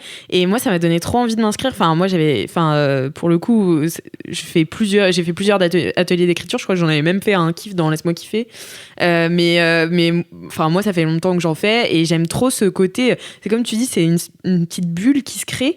Et c'est hyper différent en fonction des gens qui sont là, tu vois. Et tu te retrouves à faire des trucs super différent toi-même, tu vois, ça te challenge. Et moi j'ai toujours eu peur avant d'aller à des ateliers d'écriture où je connaissais personne ou même au début, tu vois, quand t'en as jamais fait de ta vie, tu te dis j'ai pas envie de lire mes textes. Et ça c'est vraiment pour moi la plus grosse épreuve, c'était de lire mes textes. Et aujourd'hui je peux plus écrire de textes sans les lire à quelqu'un parce qu'en fait ça te donne tellement déjà ça te corrige immédiatement tous les trucs Je suis d'accord. qui sont soit répétitifs, soit lourds, soit tout ce que tu... En fait, tu te rends compte hyper vite de tes erreurs en les lisant. Ouais. Et puis, tu peux donner un ton. Et moi, je me souviens d'ateliers d'écriture où vraiment, j'avais été, comme tu dis, en fait, ultra émue. Et même de mes propres textes. La meuf, elle est là, ouais, c'est écrit. Mais non, mais génial. en fait, c'est ça, c'est l'opportunité d'être fier de ce que tu produis, tu vois. C'est ça. Et j'ai vu la fierté chez les nanas, donc j'étais là, vraiment. Et c'est trop toujours. bien. Et comme tu dis, les retours sont toujours ultra bienveillants. Enfin, tous ceux que j'ai fait, j'en ai fait à Paris, j'en ai fait à Nantes, j'en ai fait à La Roche-sur-Yon. À chaque fois, les gens, quel que soit leur âge, quel que soit leur. En fait, ils ont toujours des retours bienveillants. Mais oui. Et après, t'en as des plus ou moins constructifs. Alors, moi, j'aime bien quand on me dit, il y a ça, tu pourrais changer et tout machin. Donc, j'aime bien les retours un peu. Challengeant, ouais. Challengeant, tu vois. Après, il y a des ateliers d'écriture qui font sans retour challengeant. Ils vont, c'est super, merci. Et puis, on dit ce qui était bien, mais sans forcément s'atteler non plus à dire, ça, tu vois, c'est de la merde, ou enfin, je sais pas, vire ça, ou voilà. Mais les retours hyper constructifs comme ça, c'est hyper important. Et ouais, ça te lie à un vrai truc avec les gens. Ah ouais, et franchement, tu moi j'ai eu partages ça. l'impression qu'en quelques heures seulement, tout le monde avait. Tu sais, c'était déjà un petit groupe qui était en train de naître. Et je pense que la plupart des filles qui étaient là la dernière fois se réinscriront pour le prochain atelier d'écriture. Mais bien sûr, il restera des places ouvertes pour des nouvelles personnes. Donc, faut pas hésiter à s'inscrire. Vraiment, moi j'ai passé un excellent moment. Et puis, en fait, pour moi, c'est trop cool parce que c'est l'opportunité d'apprendre plein de choses sur l'écriture fictionnelle qui n'est pas. Parce que nous, notre métier à toi et à moi, c'est en partie d'écrire toute la journée. Mais en fait, l'écriture journalistique et la fiction, ça n'a strictement rien à voir. C'est pas clair. le même exercice. Donc, c'est se frotter à un genre qui se rapproche de notre métier, mais qui est pas inhérent à celui-là. Donc, je trouvais que c'était vraiment passionnant. Et enfin, moi, maintenant, là, j'ai envie de faire que ça tous les soirs, tu vois, des ateliers d'écriture. Donc, vraiment, je vous encourage à venir au mien à venir aux ateliers de Mademoiselle. Et s'il y a plus de place, de vous inscrire à d'autres ateliers, parce que vraiment, en tout cas, pour moi, c'est une vraie découverte. Et je pense que je participerai à d'autres qui ne seront pas animés par moi-même, du coup. Mais pour le coup, c'est un très, très gros kiff. Et j'ai hâte de voir, je pense que je vous en reparlerai régulièrement dans Laisse-moi kiffer pour vous tenir un petit peu au courant. Mais déjà, tu peux nous dire combien c'est et tout, un peu les modalités d'inscription? Alors, en fait, je peux pas vous le dire parce que je sais pas en fait si la prochaine édition elle se tiendra en ligne ou elle se tiendra en face to face, auquel cas les prix seront pas les mêmes, donc je préfère pas embrouiller. Mais quoi qu'il arrive, on mettra dans les notes de ce podcast, parce qu'il sera sorti d'ici là, le lien avec l'article qui explique tout bien correctement, et vous aurez qu'à lire ça dans les notes du podcast. Trop bien. Merci Kalindi, de c'est rien. trop cool. Moi, ça me donne trop envie de participer. Peut-être un jour. Mais viens. Et peut-être un jour je viendrai, ouais. Mais oui. Mais après, ouais. Peut-être au prochain, en vrai. Mais viens au prochain. C'est dans pas longtemps, hein. Tu sais ce que c'est le thème ou pas? Non, oulala, attends, non, oulala. Mais on va décider cette semaine avec les boss. Il faut qu'on donne un thème aux participantes. Il faut qu'on sache un peu si on fait ça, si on continue en visio. Je pense qu'on continuera en visio pour l'instant. On va pas prendre et même de risque. De découvrir des autrices et ouais. Et tout le monde est super gentil. Et puis vraiment, les meufs ont... Alors, il y a une majorité de meufs de notre âge, entre 25 et 30 ans. Il y a quelques personnes un peu plus âgées. Il y a une jeune fille qui a 16 ans. Vraiment, c'est top de te rendre compte que tout le monde est réuni là juste par la passion. Même pas forcément par la passion. Donc la jeune fille de 16 ans me disait, en fait... c'est pas spécialement ma passion, j'ai envie de me frotter à un nouvel exercice, et c'est celui-là que j'ai choisi, donc why not. Et le texte était incroyable, et j'étais là. Mais en fait, le truc, c'est que je trouve que quand tu écris au quotidien, alors c'est super d'écrire au quotidien, c'est le meilleur exercice qui soit, et c'est ce que Capucine expliquait aux filles, c'est que elle-même, quand elle a rien de spécial à dire, elle écrit chaque jour. On vous a parlé avec Alix il y a quelques temps de la méthode de Julia Cameron qui conseille d'écrire 3 pages tous les matins, quoi qu'il arrive. Quoi qu'il advienne dans l'univers, écrire 3 pages le matin. Alors j'avoue, moi j'ai un peu abandonné depuis quelques mois maintenant. Mais nous on a un métier où on écrit tous les jours et toute la journée. Mais du coup, en fait, à force d'écrire toute la journée et tous les jours, on a des tics, tu vois. Puis t'as des automatismes, tu t'enfermes un peu dans ton Exactement. truc et tout, ouais. Sauf qu'en fait, cette jeune fille qui avait jamais écrit, elle a eu une écriture ultra brutale, ultra brute, tu vois, qui était dénuée de fioritures, de conneries. Et en fait, son texte était pur. Et en fait, tous les dialogues marchaient parce que c'est des dialogues de la vie de tous les jours d'une jeune femme de 16 ans, tu vois.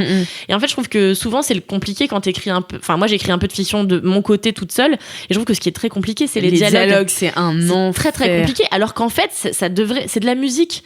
Donc, c'est juste comment on parle dans la vie de tous les jours, quoi. C'est clair qu'on n'écrit pas comme on parle. Donc, ça n'a aucun sens de faire des dialogues ultra chiadés avec un vocabulaire soutenu quand en fait, on dit nique ta mère à tous les étages, tu vois. Du coup, cette jeune femme, elle a sorti un truc qui était d'une pureté absolue et presque clairvoyant. Donc j'étais là, ouais, bah écoute, j'en ai pris plein la tronche et j'en ai pris plein la tronche pendant 2h30. Je m'attendais vraiment pas à ça. Et en fait, tu vois que quand les gens mettent de la sincérité dans ce qu'ils font et dans ce qu'ils écrivent, bah c'est toujours bien. Au final, tu vois, ça va pas forcément gagner le concours, mais on s'en bat les couilles. Personne n'est là pour gagner un concours, tout le monde est là pour s'amuser. Donc non, vraiment, c'est trop bien. Inscris-toi, viens avec nous. Mais du coup, vous écrivez pas pendant l'atelier. Non. Vous écrivez avant. Ouais. Il y a un mois pour écrire. Tu viens, tu lis ton texte, tu repars avec la plus-value des conseils de l'autrice. Et puis tu t'es là aussi pour former un groupe de gens, de faire relire tes autres projets peut-être, tu vois. Le Discord, il est là pour qu'on s'échange des trucs. Enfin, c'est vraiment créer en fait une sorte de club d'écriture qui va au-delà de juste les sessions qu'on organise une fois par mois, quoi. Donc on propose de créer une ambiance et de se relire les unes les autres parce qu'en fait c'est très compliqué, et c'est ce que Capucine nous racontait. C'est très compliqué de trouver des lecteurs qui soient pas des lecteurs qui sont tes potes et qui vont juste te dire ah bah ça c'est top, merci. Ouais. En fait, qui vont dire voilà, ça c'est bien, mais là tu vois c'est de la merde, c'est pas grave, tu vois, faut pas se vexer. Et moi franchement l'autre jour j'ai ouvert, parce que donc en ce moment je me suis remise un peu à fond dans l'écriture d'un roman que j'écris pour moi-même avant tout. Et en fait, l'autre jour, j'écris chez moi et je me dis, tiens, je vais aller voir ce que j'écrivais avant. Et donc, je me replonge dans le premier livre que j'ai essayé d'écrire. Et donc, j'ai écrit quand même les 2/3. Et donc, j'ai lu vraiment pendant 2 heures ce truc et j'étais là, waouh, qu'est-ce que c'est mauvais.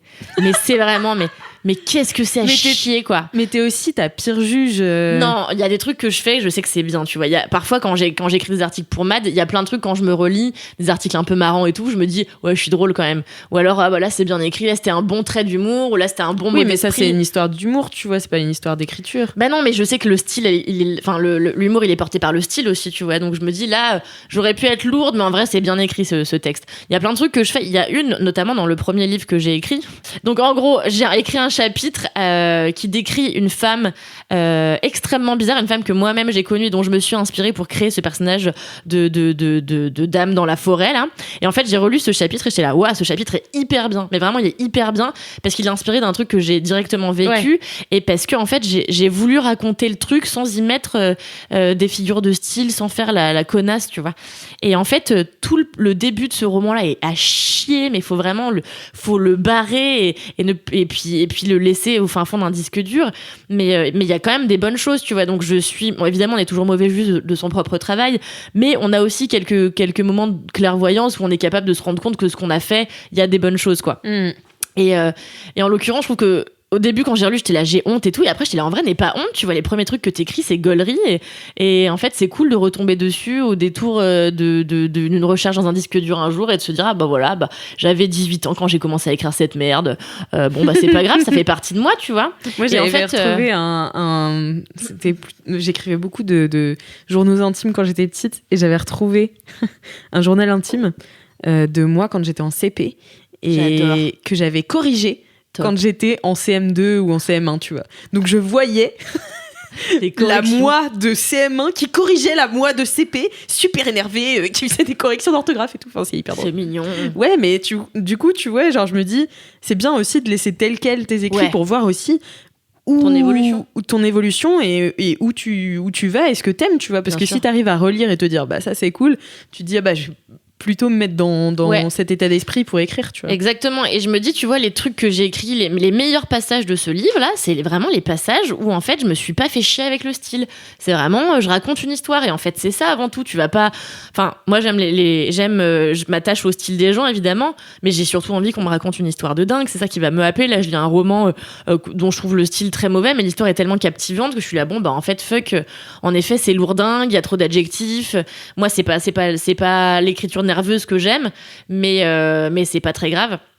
Et en tout cas, là, tu vois, ce roman que je suis en train de recommencer à écrire, que j'avais commencé à écrire en début d'année et que je m'étais bien replongée dedans cet été puis que j'ai complètement abandonné à la rentrée, en fait là je m'y replonge et c'est vachement plus facile à écrire parce que ce roman j'y crois vachement plus, mon idée je la trouve 1000 fois meilleure, mes personnages je les aime, j'aime mes personnages. Dans mon premier livre je les déteste tous, je les déteste et Dieu sait que l'héroïne c'est moi, tu vois, mais c'est la moi de 17 ans chiante du cul, prétentieuse et déprimée, tu vois, que j'ai pas du tout envie de re-être. Et mon Dieu, j'ai bientôt 30 ans, qu'est-ce que je suis mieux dans mes baskets aujourd'hui que je l'étais quand j'avais 17-18 ans, et même quand j'avais 25 ans. Donc, du coup, mon écriture aujourd'hui, je suis contente de me la réapproprier et je suis contente de voir que ce que je fais en ce moment, je le trouve un peu plus lumineux. Et vraiment, là, ces derniers jours, quand j'ai écrit, j'étais là, franchement, je kiffe faire ça et j'aime bien mes persos, ils sont cool, ils sont marrants. Évidemment, c'est que mes amis, tu vois. Donc, mais moi, je la connais, ton histoire, elle est trop bien. Ah, vraiment, ça me fait plaisir. Moi, j'adore ton idée. Oh, merci ma fille, c'est gentil. J'espère qu'un jour, d'autres gens pourront lire ces écrits. Mais voilà, donc, en tout cas, si vous avez des idées de romans, je sais à quel point c'est compliqué. C'est pas forcément compliqué d'avoir des idées. Ce qui est terrible et ce qui est ultra ingrat, c'est que dans notre tête, on a un truc, c'est de la bombe. Ouais. C'est un truc de ouf. Et en fait, quand tu commences à jeter sur le papier, t'es là, attends, c'est tout ce que je suis capable de produire, ces phrases de merde, parce que ça ressemble pas du tout au film qu'il y a dans ma tête. Et c'est terriblement compliqué. Et en fait, le club, les ateliers d'écriture, ils sont là aussi pour se dire que c'est pas grave, on va le jeter aux autres et les autres vont être capables de faire des retours, etc. Dans un cercle où il y a que la bienveillance et vraiment Et aussi, t'as pas tes amis. Enfin, moi, je sais que tu vois, quand tu donnes quelque chose à lire à quelqu'un, c'est un peu te foutre à poil, tu vois. Ouais, de ouf. Enfin, moi, c'est vraiment un truc où, en plus, je suis quelqu'un de pudique, TMTC, et vraiment, j'arrive pas à me foutre à poil devant les gens, et c'est super dur, ou alors, faut que j'ai bu vraiment beaucoup de thé d'orge. Et en fait, d'aller dans des ateliers d'écriture comme ça, en fait, ça te pousse à te foutre à poil parce que finalement, tu deviens, au début, t'oses pas lire et puis après, tu deviens celle qui veut pas lire et du coup, c'est pire.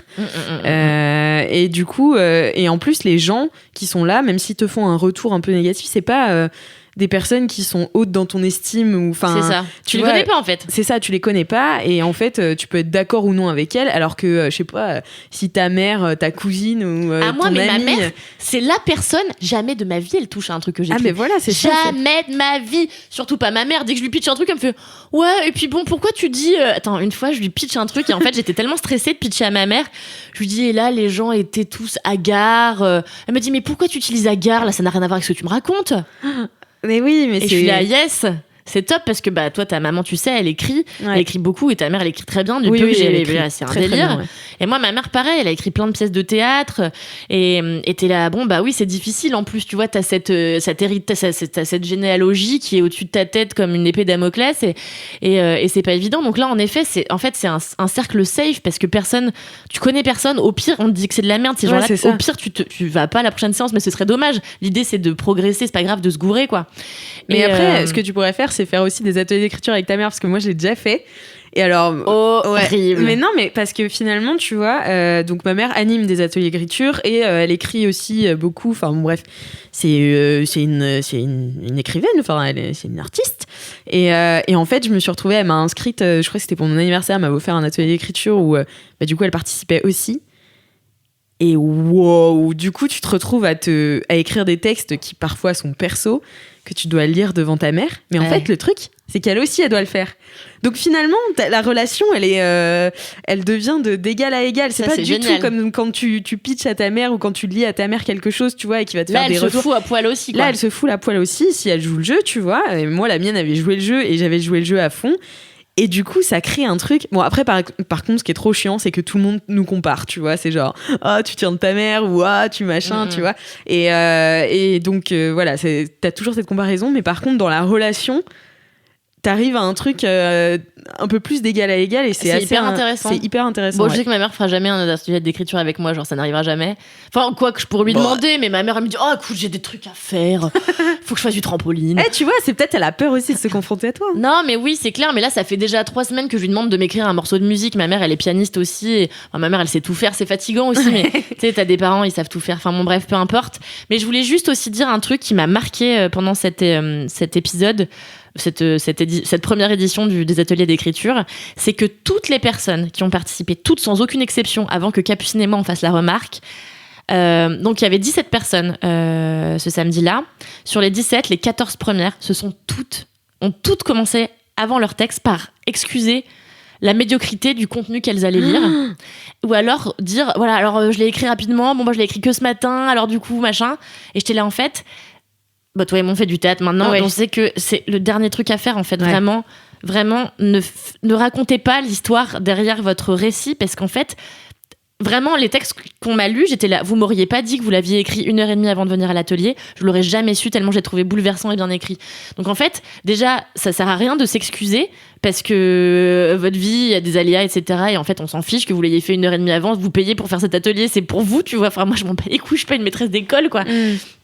Et surtout, en fait, j'en peux plus que les meufs passent leur temps à se dénigrer tout le temps. Moi, quand on m'écrit sur Instagram, c'est Kalindi, salut, coucou, désolée de te déranger, pardon. Je suis là, mais pourquoi pardon, en fait, tu vois? J'ai Instagram, c'est pour qu'on communique avec d'autres gens, tu vois. Donc, je suis là, je comprends pas pourquoi on commence par s'excuser avant d'avoir fait le truc. Je suis là, c'est dommage, merde. Oui, puis ça met un truc un peu déceptif, enfin pas déceptif, mais genre une attente un peu. En plus, ça ancre ton texte qui va être plus ou moins réaliste. Enfin, tu vois, ça l'ancre dans une écriture où tu vois. C'est comme si on parlait de magie justement dans cet épisode. C'est comme si t'allais voir derrière les coulisses et que le magicien était en train de se préparer en stress et tout. Mais ouais, c'est et ça. qu'il arrivait sur scène et on était là. Ah ouais, du coup, il était stressé avant. Et en fait, on s'en fout. Ça Enfin, donne peu de crédit. C'est dommage parce que ça décrédibilise totalement la performance. Enfin, et en fait, on s'en fout. Il y a pas besoin de s'excuser. Encore une fois, c'est pour eux que les gens font ça, tu vois. Enfin, et voilà. Donc, faut arrêter de s'excuser dans la vie. Enfin, là, c'est mon message un peu chiant. Je suis de super mauvaise humeur aujourd'hui en plus.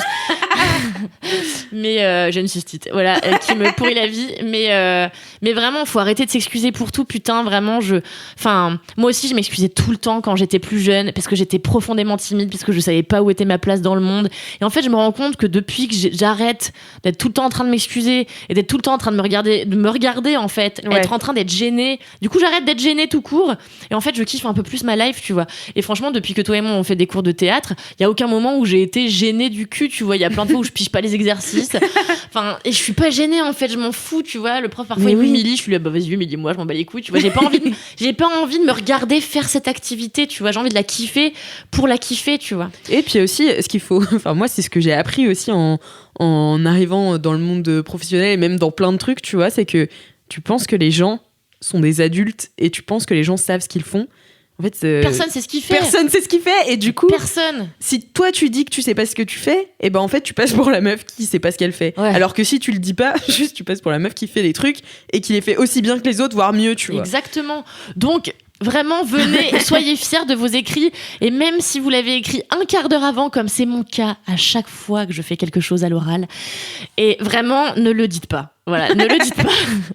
Ne le dites pas et venez kiffer votre expérience, c'est tout. Arrêtons de nous excuser.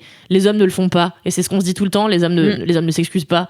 Et les hommes, quand on leur dit ça, ils sont là. Non, bien sûr que nous, on s'excuse tout le temps. Et je suis là, non, vraiment, jamais. À aucun moment, toi, je t'ai vu, je t'ai repéré, t'es rentré dans la soirée, t'étais le maître du showbiz. Donc, je sais pas si ce que je dis a du sens. Toi, je t'ai vu t'arriver, t'étais le maître du showbiz. Non, mais les gars, ils rentrent toujours en soirée. Parfois, t'as l'impression qu'ils ont inventé les soirées. Ils ont créé les gens qui y sont. Et t'es là, nique ta race, on te connaît app, tu vois. Enfin, Une belle digression sur Kalindi qui déteste tous les gens en soirée.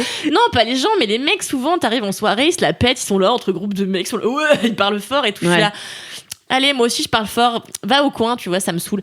Bravo. Donc, voilà, c'était mon coup de gueule de la journée. Je vais aller prendre un antibiotique et je serai de meilleure humeur la prochaine fois. Mais merci Kalindi. Merci à vous de m'avoir supporté. Mais merci pour cette faille spatio-temporelle de LMK et on retourne tout de suite à l'épisode. Ouais!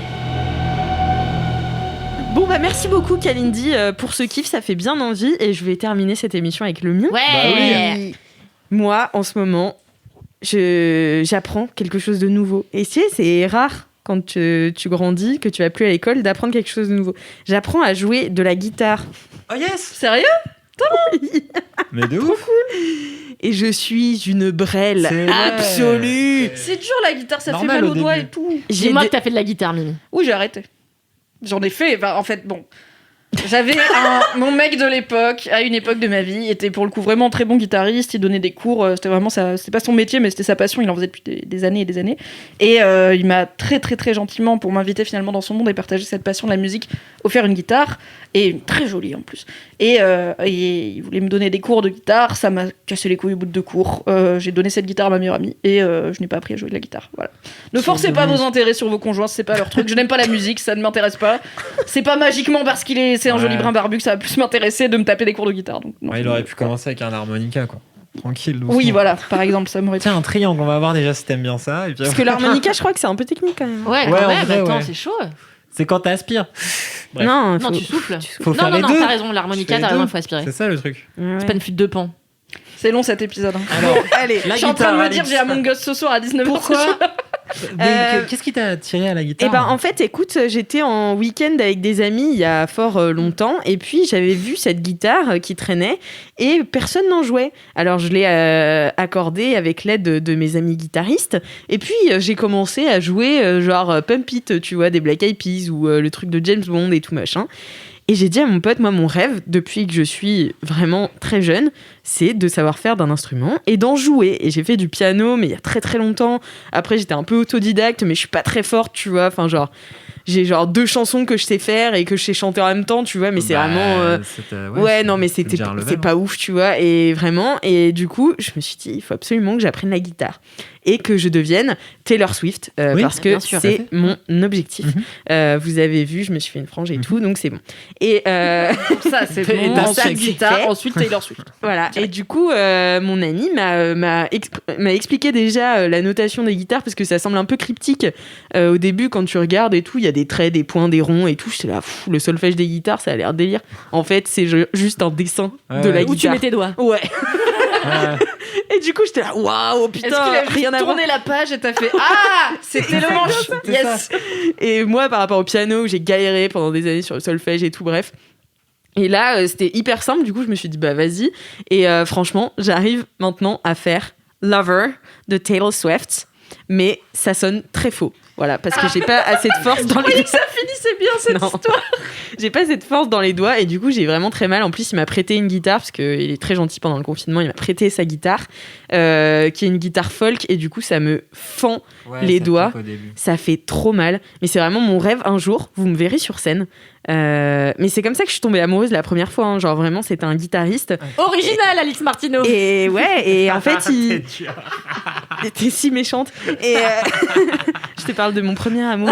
100% des gens autour de cette table ont eu un premier amoureux qui faisait de la guitare. Et c'est pour ça qu'elles sont tombées amoureuses. Non, non, non, non. C'était pas le premier. Et mon voilà. amoureux guitariste, du coup, j'ai su qu'il était guitariste après être tombé amoureuse de lui. Voilà. Je parle que de moi. Hop là. Donc, il y a que toi. S'il avait été magicien, ça aurait été autre chose. Ou russe. Ou écrivain russe, ouais. Mais non, mais j'étais folle parce que du coup, il était dans un groupe et tout, tu vois, genre grave stylé le gars. Il donnait des concerts et du coup, pendant un concert, parce qu'il chantait pas, mais il chantait bien, mais il chantait pas dans le groupe. Et il avait pris le micro, il avait commencé à chanter notre chanson et tout, genre devant tout le monde, en me regardant droit dans les yeux. Et moi, j'étais là. Ah, j'avoue, j'ai ça marche, trop ça marche bugué. bien. Ah, ça marche trop. Et du coup, je vais faire ça. Comme ça, je pense que je vais séduire tous les hommes. Ah oui, donc Et- c'est pour Pécho. Oh, bah non, pour me pécho moi-même aussi, tu vois, genre me trouver séduisante. Tu vas être parfaite dans cette Mais oui. entreprise. Non, mais je trouve ça trop séduisant, les gens qui font de la guitare, genre vraiment, je sais pas pourquoi, ça me rend folle. Voilà. Un peu moins de l'accordéon, du coup. Mais en vrai, moi, tous les gens qui font d'un instrument, tu vois, je trouve ça assez virtuose et c'est, enfin, que ce soit de l'harmonica ou du triangle, ma foi, La cornemuse en kilt et tout. Non, ouais, tout à fait. Oui. Oui, bah oui. Non, mais en vrai, il y a un côté sympa, la cornemuse en kilt. Tu vas continuer, du coup. Je vais continuer, je vous Ouais, promets. tu vas te faire de la corne, ça va. Ouais, je vais arriver me faire dans de- pas Ouais, longtemps, ça va, hein, ça va t'inquiète. passer. Ouais, J'ai atteint j'en le ai point déjà un petit peu. un peu début Ouais. de corne quand même avant d'arrêter complètement. Et là, t'arrêtes de souffrir. Ouais, Là, bah, tu j'ai t'amuses trop un mal. peu. Mais oui, parce que, alors, si vous avez bien écouté LMK, vous saurez que Cédric a fait un jingle. Quoi? Ouais, et qui Ah, fait c'est de la- la guitare et qui chante. Mais Ça a résonné. On a cette info en fin 2020. Qu'est-ce qui se passe? C'était il y a 2 épisodes. Ouais, C'est vrai je l'ai que tu l'as mis, dit, je l'ai en mis plus. 2 fois. Après, ah bon? Oui, je l'ai mis J'ai 2 pas fois. écouté le dernier, pardon. Putain, j'ai envie de l'écouter encore. immédiatement. Non, Ah ouais, mais tu veux pas le faire en live, c'est incroyable. Il a pas de là, guitare. avec pas de guitare, avec de la air guitare. Mais attends, je savais même pas que tu jouais de la guitare, Cédric. Mais si, j'avais fait des petits morceaux là quand il y avait une guitare qui traînait dans le bureau il y a longtemps. Il y a une vieille captation de Camille qui me chope en train de faire Baby One More Time. Mais attends, mais je, Sur un mais vieux je suis vlog. où, moi? Mais vraiment, est-ce que je fais partie de cette entreprise? Parce que je savais pas du tout, quoi. Mais je crois que je t'as une savais mémoire tout de toi. sélective. Mais tu m'effaces de ta mémoire sélective. C'est fou, ça, Cédric, c'est dingue. Après voilà, c'était l'époque Camille, il y avait des mégaphones partout, Ouais, c'est des clair. longues pauses clopes bruyantes, tu vois, peut-être que juste t'étais occupé, ou peut-être que tu travaillais studieusement, tu t'en devait projection être presse plutôt ou autre. ça. Oui, Moi, j'avais oui. commencé à 17, 18 ans. Ah, c'était pour pécho pécho aussi alors. C'était pour me kiffer, ouais. Comme ça, c'est pour. C'est parce que j'avais envie de chanter des chansons et du coup il fallait que j'aie une guitare pour chanter des chansons de rock and roll et donc du coup je m'étais acheté une guitare. J'avais commencé en m'achetant une électrique, c'était plus facile parce que tu Ouais. as moins besoin d'avoir de la corne. Mais du coup quand tu sais pas jouer de la guitare et que tu branches ça à ton ampli dans un appartement, Aïe aïe aïe aïe aïe aïe aïe. c'était du coup j'ai vite acheté une folk quand même. Ah ouais, donc ça fait longtemps que t'en joues quoi. C'est comme ça que t'as pécho mais tu ta vois, meuf du ou coup, pas? j'ai jamais. Non.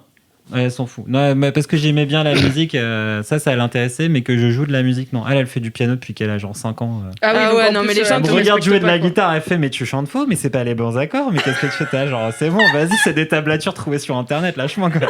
Je sais pas ce qu'ils font les gens, hein, c'est bon. Non.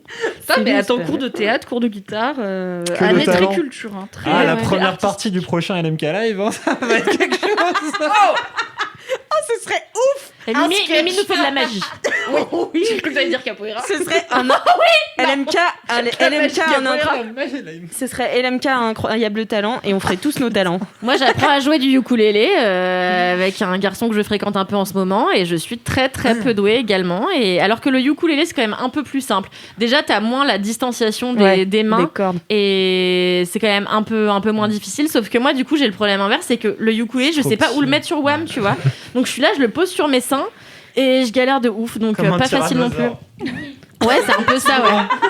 C'est un peu ça, ouais. Quand même, tu t'es foutu de la gueule d'Alix parce que c'était ultra basic de crocher sur un guitariste. T'apprends le ukulélé avec ton crush en mode ouais, attends, je mets. Ah non, mais je le vraiment, pose ça sur fait mes longtemps que je seins. croche plus pour ça, vous savez. Non, c'est pas pour ça que je l'ai croché, lui. Donc, Non, mais comme activité de. Ah on ouais. se fréquente, vas-y, tu m'apprends le ukulélé après l'amour et tout. On connaît. Ouais. Prends le ukulélé après l'amour. Titre d'épisode de. Ça ou un T-Rex qui joue du ukulélé. Moi j'aime les deux images. Et ben voilà, c'est la fin de mon kiff. Merci. Oh, c'était Merci bien. Alix. Merci bien. Martino. Merci d'avoir été là pendant tout cet épisode de LMK. Vous serez ravis, ceux qui aiment les longs épisodes. Et puis merci d'avoir écouté jusqu'au bout, les LM Crado. N'hésitez pas à commenter sur Apple Podcast avec 5 étoiles si vous avez kiffé, si vous avez des petits commentaires, si vous avez des petites anecdotes de stars. Si vous voulez dire qu'on a des voix nulles. Oui, voilà, des pas voix de drôles, dinde. tout ça. Les dindes, c'est déjà pris. Faut trouver autre chose. Voilà, d'autres voix. Et si vous avez des jingles ou des dédicaces audio à nous envoyer, envoyez-les à laisse-moi kiffer@mademoiselle.com. Et bien sûr, si vous aimez ce podcast, parlez-en à vos amis. Voilà, le bouche à oreille, tout ça. Et puis, en attendant la semaine prochaine, Touchez-vous bien le kiki. Putain, j'étais dans mes pensées, j'ai failli dire. Par réflexe. Tu vois, me dire, il faut dire le jingle du truc de fin, là.